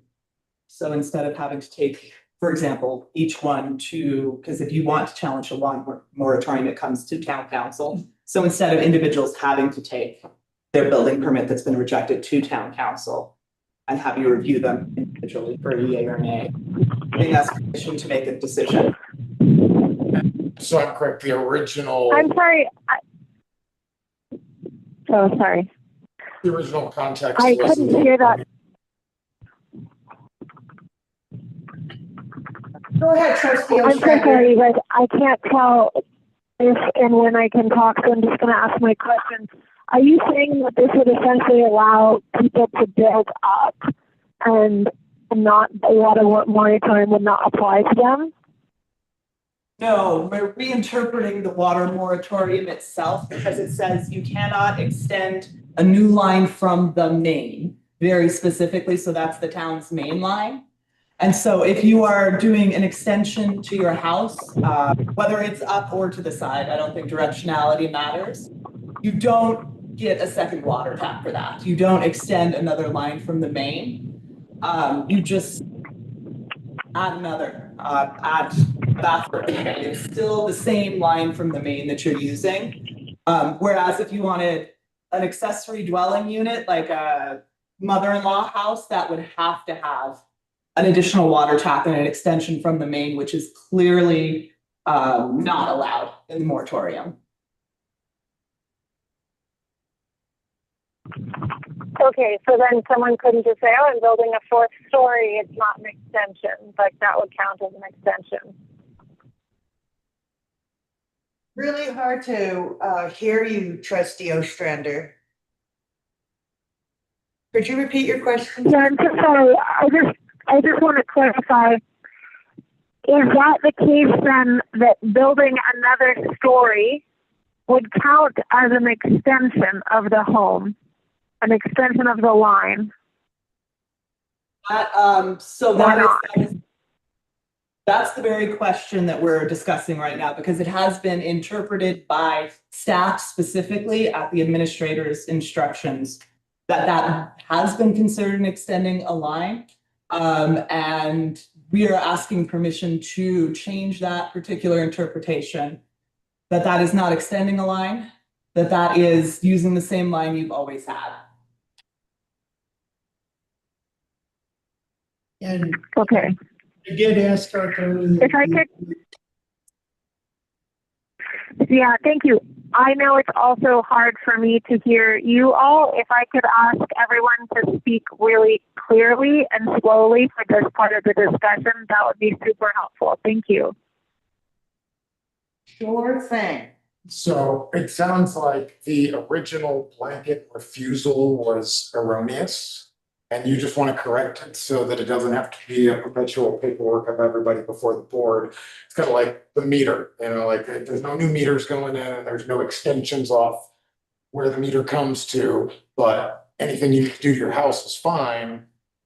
But the blanket was erroneous, so we just want to correct the error. I don't know if it was erroneous or not, because I don't know what the judgments were and why people made those decisions, but I would say we are interpreting it differently.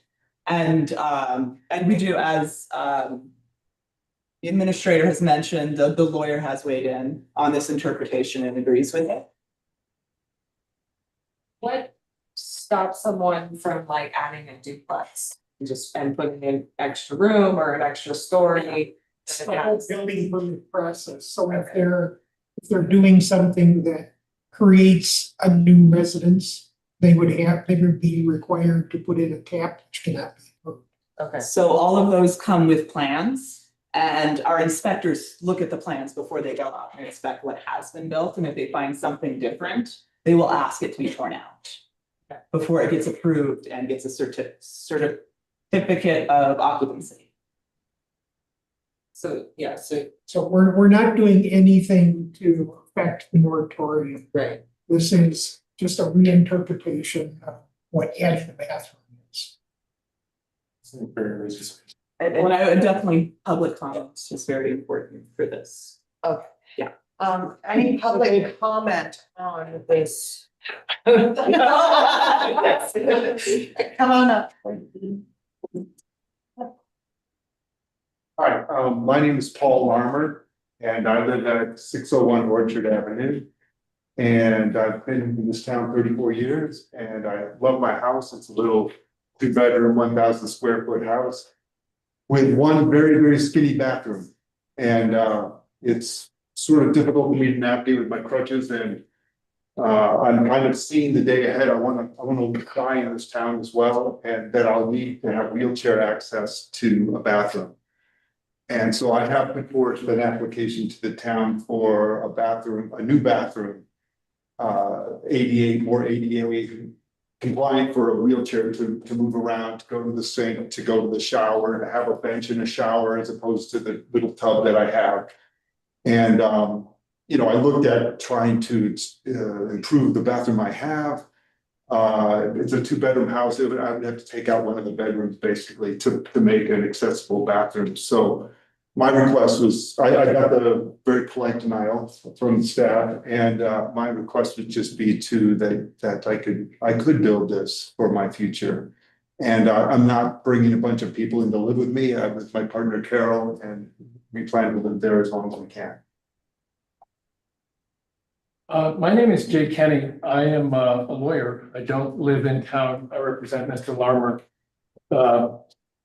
And since I don't disagree with the interpretation by staff, but since we don't know what the trustees are going to do tonight, I want to explain what our legal position is, which is that the moratorium as applied to Mr. Larmer is a complete violation of both the federal and Colorado Fair Housing Act.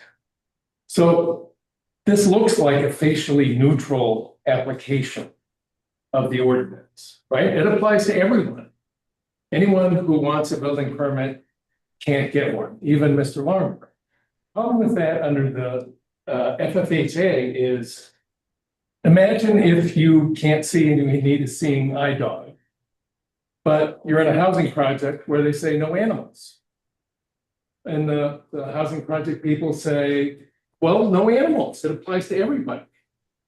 That doesn't work under the FFHA. So what we're asking is, regardless of how you interpret the moratorium with respect to somebody who is not disabled, that you explicitly allow any claim under disability or access to be administratively reviewed and approved without an appeal to the council. I think tomorrow is the last day by which Mr. Larmer could actually have a hearing, and clearly we're not going to get that. And I think what I also want to say is First, that Mr. Larmer's disability is clear and unambiguous. He's been on crutches since birth. A bathroom addition is quintessentially an accessibility infrastructure. There's an identified relationship between his disability and the alterations proposed in the permit application. Waiving the policy is a reasonable response. Under the FFHA, the town must make a reasonable accommodation or reasonable accommodations to his disability. So the cost of the town is zero, doesn't cost anything. His request creates no undue financial or administrative burden on the town, nor does it require the town to alter in any fundamental way its permitting scheme. A single exception for one disabled resident will not fundamentally alter the water moratorium ordinance. And I should also note that the town in 2024 and recently in 2026 considered and approved variances in the face of ADA accessibility arguments. In this case, should be no different. It's your time, I appreciate it. Thank you, gentlemen. Mr. Griffin? Well, Brenner again, this is absurd. This town owes Mr. Larmer his attorney fees here.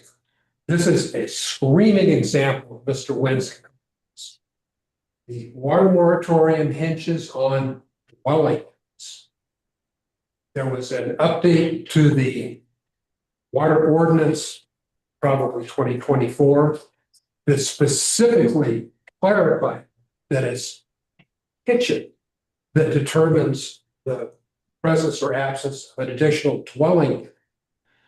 If anybody's been denied a building permit for the extension of, for a new bathroom in their home without creating another dwelling unit, that's a violation of law.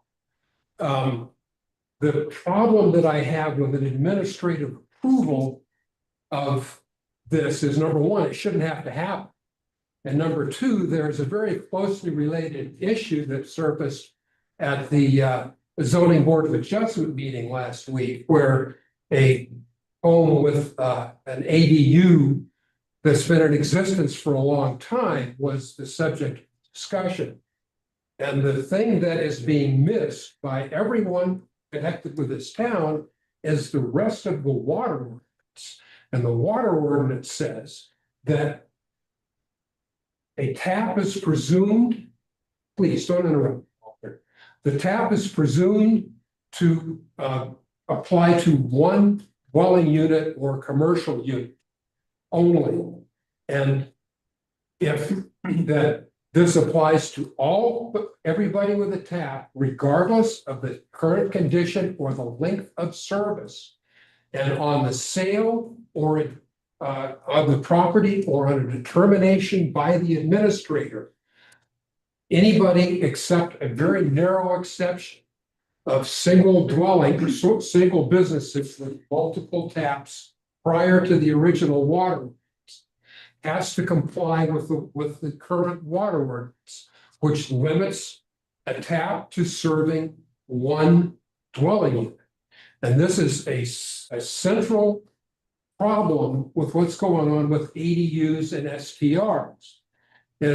And very importantly, the new town comprehensive plan. The comprehensive plan calls for density increases through infill. It's an in run on the water moratorium because it assumes you can increase your density and your population without increasing the load on the water system. And it's just not possible. It's a fallacy. And so the deal with administrative approvals of requests for increasing whatever is that the administrator needs to learn the water ordinance verbatim. And if he thinks it's not right, he needs to bring it to you for modification. But the business about who's entitled to how much living units on an individual tap has to be addressed. And that's got nothing to do with Mr. Larmer or anyone else adding a bathroom to their dwelling. And anybody who's been denied that by this town has got a real grievance. And like I say, this is part of that business of trust and accountability, and it's in your guys' lap. The recent discussions here have made me think that maybe it's time for another initiative upgrade to the water system to deal with some of these things that the town is just not considering. There's a lot more to it than just a moratorium. There's a whole water ordinance that frankly needs work, but it's got to be considered. Thank you. You do owe him his attorney fees. Come on up. Thank you for the patience. I'm Molly Realock. Excuse me. I live in Peonia. Anything else I need to say? No. The ordinance that's been thrown around here was is ordinance number 2023-05, an ordinance clarifying a moratorium on sale of water taps by the town. I'm not gonna read the whole thing. I think it was an attempt to deal with this very question. It's still a little vague when I read it. I feel that it's important that what happens here tonight is not just allowing administrative review, but also something that clarifies this for the future, for as long as we have to manage the moratorium. That when we're talking about a single family unit or a single property, like Mr. Bruner was saying, that tap serves that full property. And we're not putting limits on how many bedrooms or how many people can live in a home. When they buy a tap, you have your tap. And so when you already have an existing tap, that should mean that you have the allowance to add your new laundry room, add a bedroom, add a master suite, whatever may be needed for your property, that it's not violating the code, you know.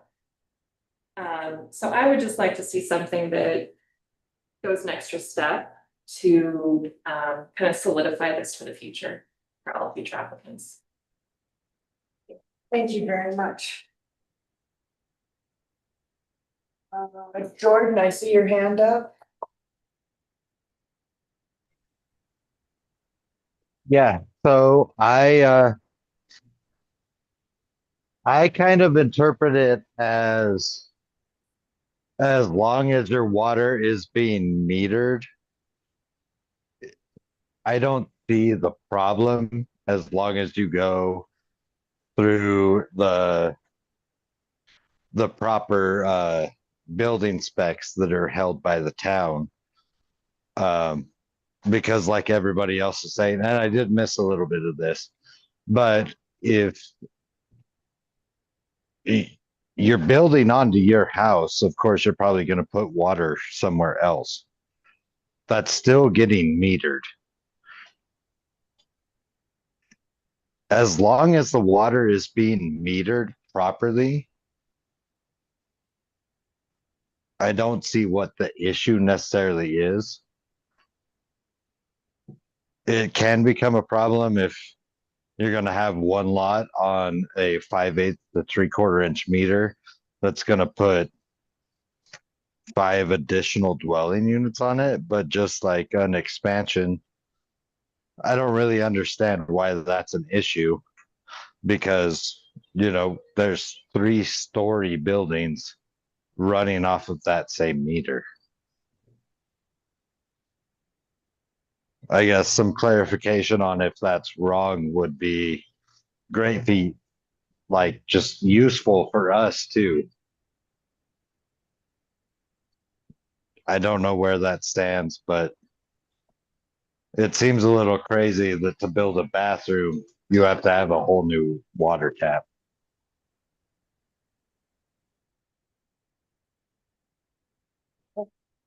Anything else, Jordan? That makes sense. I mean, 1 meter, 1 tap. So all water is going to be tracked through 1 tap. It seems logical to me. Yes, I would like to add, as Mr. Bruner mentioned, that it very much is about dwelling units as well. And that may be something that once the water moratorium is over, that needs to be taken up because of what the comprehensive plan says and what is planning on in growth. But it should be one tap, one dwelling, and it is the kitchen that makes that difference. So I think that is an important distinction to keep in mind. Yeah.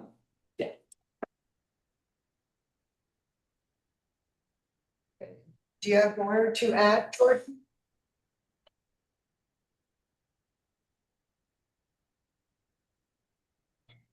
Do I see a little hand up there? Yes, I do. Yes, I understand the dwelling unit issue, which is why if people have like a fourplex, which is something that we're dealing with, we need to be able to monitor what's going through the fourplex, duplex, threeplex. And that actually makes it easier on the landlord of the property too, to be able to dispense utility bills accordingly. Because a lot of them do pay the utilities themselves or put it on to the dwelling owner. That's where it makes sense to have those, because I mean, nobody wants to pay the same amount as somebody with 3 people in the house as they do with 1.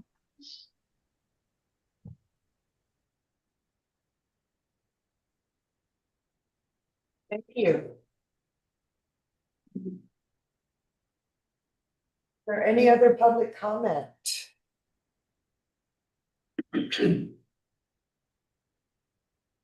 Steve's discussion? Yeah, I would like to clarify with Mr. Bruner, it's my understanding that Mr. Bruner is the one who ran the initiative for the moratorium. So is it, you're saying that the current interpretation of denying these is overly procedural? And that the kitchen is really the determining factor for the moratorium? It's pretty very polite, yes. Okay, thank you.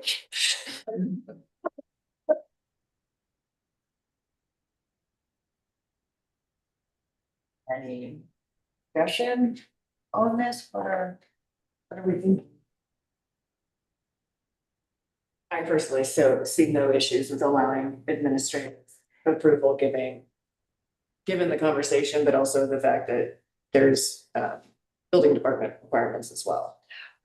And zoning approvals, and things that would catch what would actually be an increase.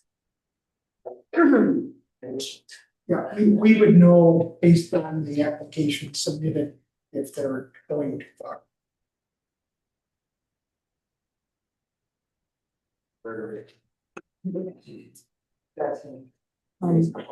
So I'd like to ask staff specifically with respect to Mr. Larmer, sorry, with his case. So if the board approves administrative approval, will he be able to move forward like immediately? Tomorrow morning.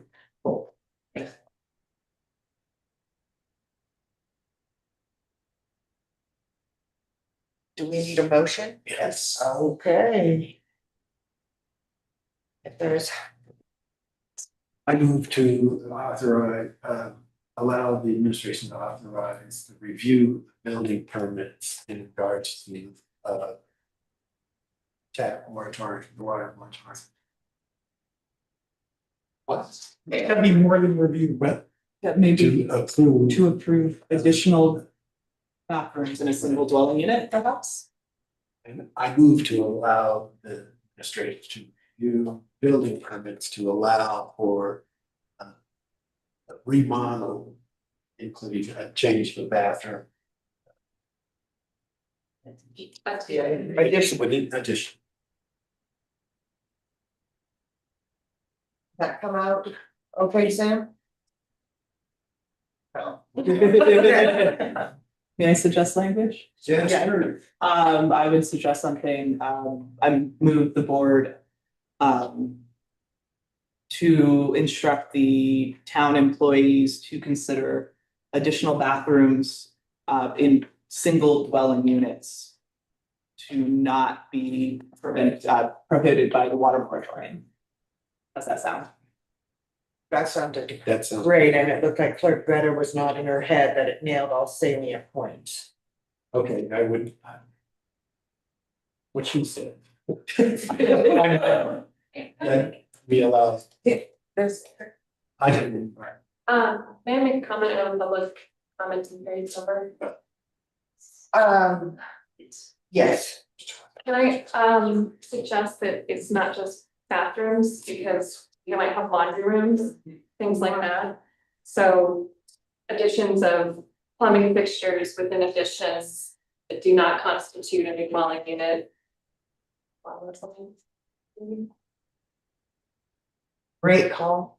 Thank you. Or additional water uses within the existing. Very good.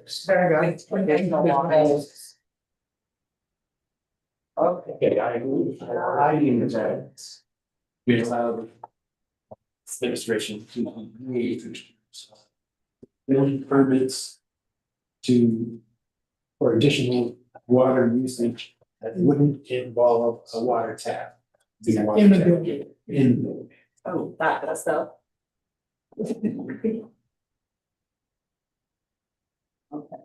Did we get that motion? Clerk Better? Response vague. Move that we allow the administration to approve building permits that will allow additional water use in the single dwelling unit. And it wouldn't require an additional tap, like a division of a one unit into two duplex. Maybe I should have added that. And the other thing to consider is we have had applications from businesses that want to add an ADA bathroom. So commercial And is. I really don't think that's a good denial. Oh, yeah, certainly better. Next one. because I was gonna suggest an amendment, let me know if this is on the point. To approve administrative approval of additional water uses in single dwelling units not prohibited, that not be prohibited by the water moratorium. That could work, I think more specificity might be better. So additional bathrooms, laundry rooms, and other fixtures perhaps, because that broadens it, but also adds some very specific things. In dwellings and commercial spaces, yes, please. I'm sorry, I can't do that. I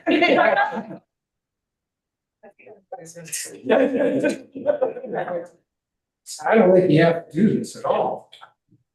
Just to clarify the ordinance that it's a dwelling unit that makes the decision. The ability to remodel your home and add a bathroom or a laundry room is a right that everybody had when the moratorium went into effect. Moratorium specifically. Well, you know, the iterators, they still have that right.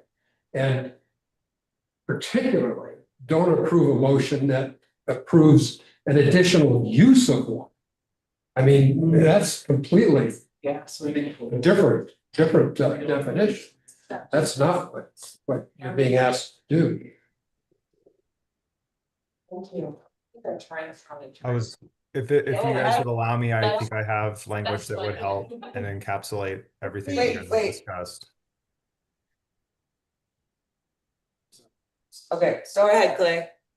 I think the motion to be words to the effect of that you're approving the administrative approval of additional plumbing fixtures that do not change or increase the use of any dwelling unit or building, because that would also allow the additional plumbing fixtures for, say, an ADA bathroom if somebody so chose to do so in a commercial environment and again, it doesn't increase any use. So as long as there's no change in use or change in zoning of the building, then we don't have to worry about specifying single use to some sort of other use or, increased commercial use. The addition of a plumbing fixture doesn't mean additional use. And so I would just suggest you make it generic to encapsulate, additional plumbing fixtures that does not change or increase use or zoning of an existing building or dwelling unit. Not add separate. Thank you for that clarification, Fred. Do you want to keep going or would you like me to take a stab at it? Do you want to withdraw your stuff? Because I think parliamentarian there, how do we need to do this? Well, I'll withdraw my motion. Do you have another comment before you?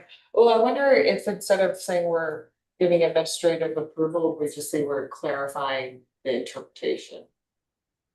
So we're not expanding.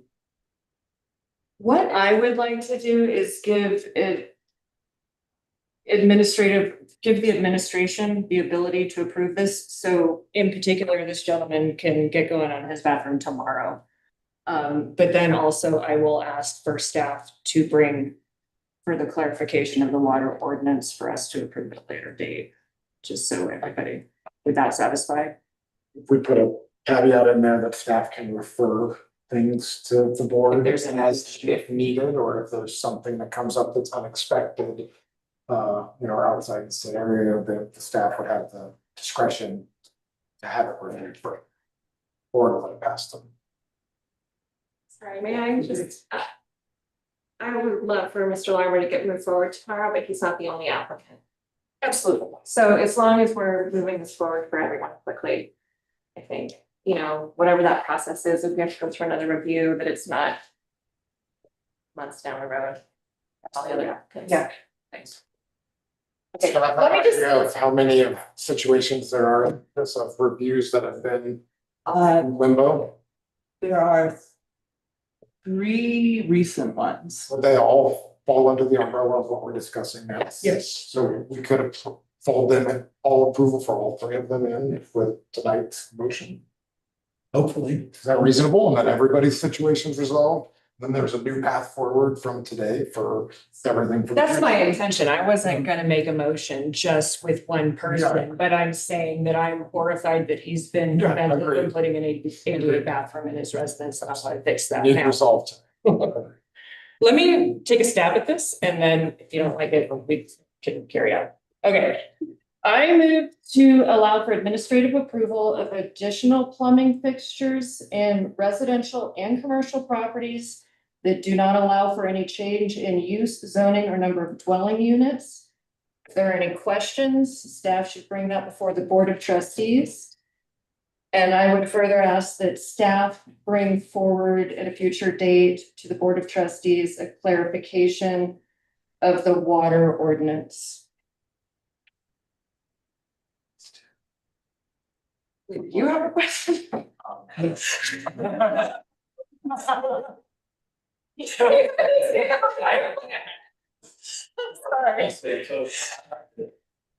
Second the motion. I have a second, all in favor? Aye. Sorry. I have no. No, I can't hear you. Oh, I was to say trustee Hunter, I'm gonna need your piece. Okay. I don't think you can read it, so we can, Okay. So now we move on to consent action and presentation number 6. Consideration of resolution 12-26 enacting stage 2 fire restrictions. I should point out that I asked our attorney to make it a little more broad. So that the town just follows the fire restrictions that are announced by the sheriff. And then it happens at the exact same time, we don't have it today. Okay. So that's what this resolution says. I have two, I have two comments on the resolution. Just, yeah, on the last page, it says June 14th, that should be changed to July 14th. And are we having Mayor Pro Tem sign rather than? Yes, this was done before. Right, so those would just be my two suggested edits. That's all I have. Okay, so we need a motion for this? Yes. Okay. I will entertain a motion from someone. I will motion to approve resolution number 1226 with the changes of the date to July 14th and to be signed by Mayor Pro Tem. Second. All in favor? Aye. Aye. All opposed? Motion passes. We are now at the ad hoc short-term rentals committee. Report. I was ill at that meeting. Is there someone?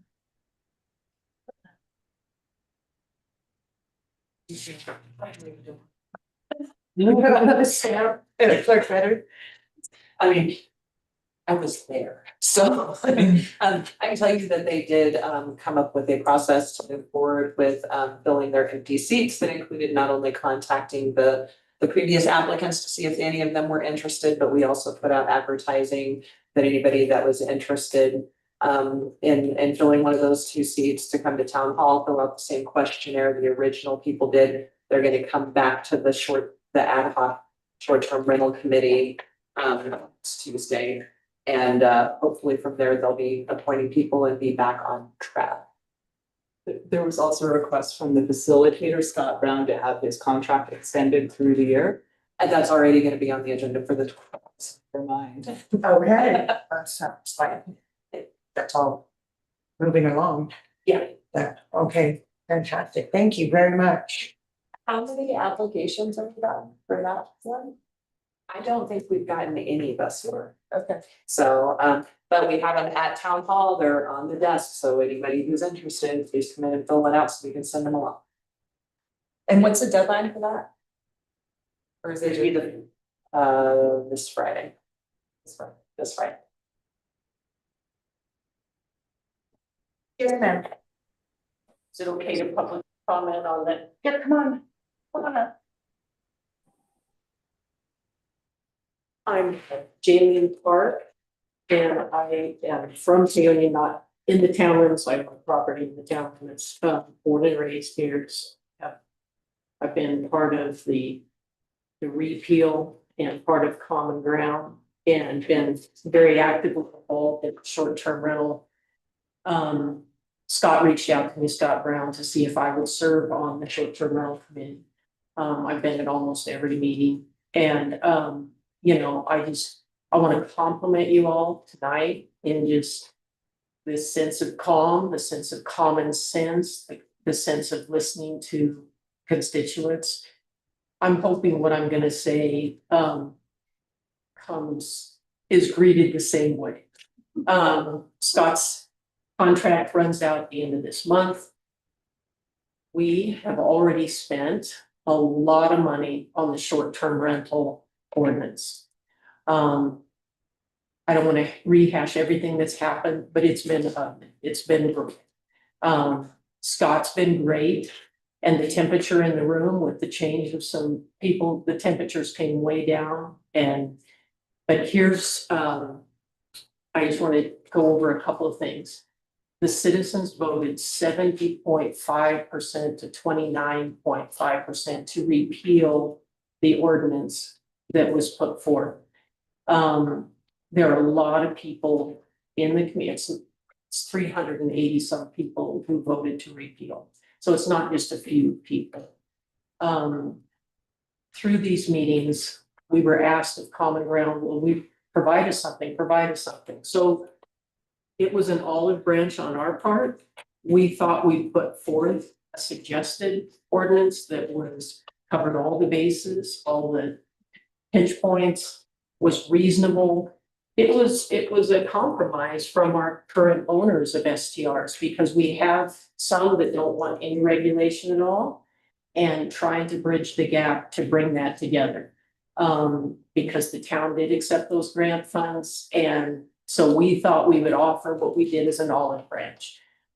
It would have been very easy to administer for the town, not time consuming, very simple, appropriate for a town of 1,600 people. We do not have a short-term rental problem in Paonia. That is a manufactured problem. We have not, according to the 2024 census, we have 943 housing units. So how many short-term rentals are there? Common ground went out. We eliminated the double bookings between Airbnb and VRBO. We eliminated the Rocky Mountain Hotel or Ross or the Nomad or Sweetgrass, which are more hotel properties that also advertise on those same platforms and those websites. We went as far as calling STR owners, mapping them out on a complete map, down to the URLs of all of those. There was a lot of misinformation that was put out there about, oh, they've doubled since the repeal, there's 72, there's this, that. That's never been apologized for or corrected. We came back with our numbers, which was 28, and one of those owners contacted us, they were withdrawing because they were gonna stop housing anymore. So that would have put it at 27. Uncollaborated, we received from Ethel's methodology a whole different approach. There was even less than that, but they varied depending on what month it was. Also, Pete McCarthy did a computer program that came up. He came up with even less than 27, but his census data was dated. And so we went with ours, feeling very confident that we had 27 within our 0.8 square mile town limits. And so we have presented that. We presented an ordinance. It was somewhat modeled after what Montrose uses, even though Montrose is much larger than us and kind of a little more captures a little more with on the way to Uray or Telluride, a little more of that tourism. And we presented that. It was not received well by the administrator, the former mayor. And what happened is the STR committee, which initially was supposed to kind of go through all of that and make recommendations to the board. Our scope of input and what we could look at just came down to almost nothing. We are relegated now to looking at definitions. So I don't have any desire to serve on a committee, or it's hard to get people who are busy to spend volunteer time. I've spent hours on this. I don't want to sit around for an hour and a half and talk about definitions. Julie Bennett, she came to every meeting. Well, she was traveling for a couple, but came to the meetings enthusiastic, wanted to be a team player, presented information, wanted to work towards solutions, had a good attitude. And she has recently resigned with this frustration that we are only allowed to look at more or less definitions, and that the rest of all of the meat of the ordinance is going to come back to you as trustees. I am just asking that common sense prevail. We have not, I asked Stefan Lynn if we really have an STR problem. Have there been a lot of complaints? Because I was surprised. He said 2, but he said, granted, 1 was from me. So typically the STR owners take care of their properties, they take care of their guests. We have become, whether you like it or not, heavily, heavily dependent on tourism. You approved tonight another liquor license for a restaurant that's replacing Nito's. Part of the comments from Nito's of why they were closing is they were not getting enough tourist traffic. Last year, Mountain Harvest Festival, didn't matter whether it's motel rooms, Bros, Rocky Mountain, any Airbnbs inside town, outside town. There was not a room to be had between here and Delta, and there were 2 of them. We need the rooms. We don't have a year-round economy well enough to support a new hotel. there's a misnomer that these Airbnb people are making huge amount of money. That's not the case. Everybody has a different story. They do it to help offset some of their expense. They help it to make ends meet in a Paonia where there's not a lot of opportunities for income. I'm just asking you to think about looking at what Common Ground presented. We don't have to drag this out to the end of the year. You don't need to renew another contract. You don't need to keep going down that same path. I would just ask you to consider that, to adopt something that's simple for Paonia, proportional, doesn't have a huge overlay of violating people's property rights. And you could, we're not a Telluride, we're not an Aspen, we're not a Boulder. And that first ordinance that came forward in a lot of ways was more expensive and restrictive than some of those other communities. You could do that and put it to bed. Thank you. Thank you, Julie. Another public comment? I don't know how to raise my hand. Yeah? Yeah. Okay, hi, I'm Deborah Spiegel. I live in town. I don't have a prepared speech, but I'm ditto what she just said. I was asked, because I had applied originally for being on that short-term rental committee. And I have a strong investment in time and energy going to all the meetings over the years, last year and some, with Common Ground and with the committee. And like Jaylene said, now that we're only allowed to do definitions, like I'm curious to know what the board is planning, like what even the purpose of the meetings are, which makes it hard to make a commitment to agree to be part of a committee if I don't have an idea what the committee's even purpose is anymore. So I guess these are one-way comments, so I can't ask a question, but that's my train of thought. And hoping that, yes, we presented our structure for creating an ordinance, and it could completely save you the time and just look at it and have it be done. When we had the committee meetings, both sides of the people that were there agreed that, yes, this looks really good on the different points that we had conversations about. So let us know. Thank you. Thank you. Great. That was my report. That was good. Because we needed that information from the community. Do you have something to add about STR? Yes. Couple short, I live in town. So I was asked to be on the committee also, and I would never in a million years join the committee. I presented all kinds of information. Information that was not dated, information that was very current regarding the STRs. I think that the problem has been manufactured. I think the information that you have been given by the previous administrator was manufactured to benefit, I don't know, I don't care. I just think that if you need that report that I submitted, if you need both of the reports that I submitted, not only the one related to STRs not having the kind of impact on this community that Mr. Wynn tried to convince us it would have, also on the statistics that I was able to provide you with, and I did provide every board member with that. I can go ahead and republish that information for you if you want. But it's not a big deal. It's taking up time. It's an ego-driven thing. And I would really appreciate it if you revisit the situation and deal with it appropriately. Thanks. Thank you.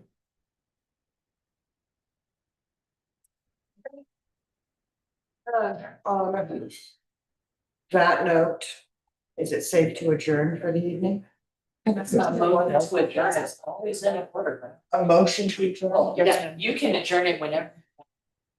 I just sort of say one thing on that is thank you so much for taking the time to volunteer for that, because we know it's not easy and fun, but we did put an item in the parking lot, which is a new thing that the trustees are using as a way to make sure that things don't get lost for review. And the SDR committee and ordinance was put in the parking lot, and I would love for you all, when that does come out, we'll make sure we publish that, but for you all to attend that, and for the ordinance that you all prepared to be included in that packet for that work session, so that we can review everything that you've done thus far. And just, yeah, thank you guys for taking the time and effort to do that, so. Would you like the committee to review that post ordinance again? Yes, we do need to review that proposed ordinance. I myself have been on the SDR committee and have not seen it. It has not been offered to me as of yet. It was in one of the packets. It's not if there was originally an ordinance in one form and then it was changed to a different form, but you guys have referred to it, but I think what you're wanting to have about it is a different discussion than what you've had about it so far. So far, you guys have been kind of comparing things and going around. Yeah, it's been very bang your head against the wall, to be honest. It's frustrating. We definitely need to have the conversation about the ordinance. I can make sure that it's in there. Yeah, we'll put it on the next agenda. Thank you. That would be very welcome. We need clarity and direction. So. That note now. Do I need a motion to adjourn? Adjourn.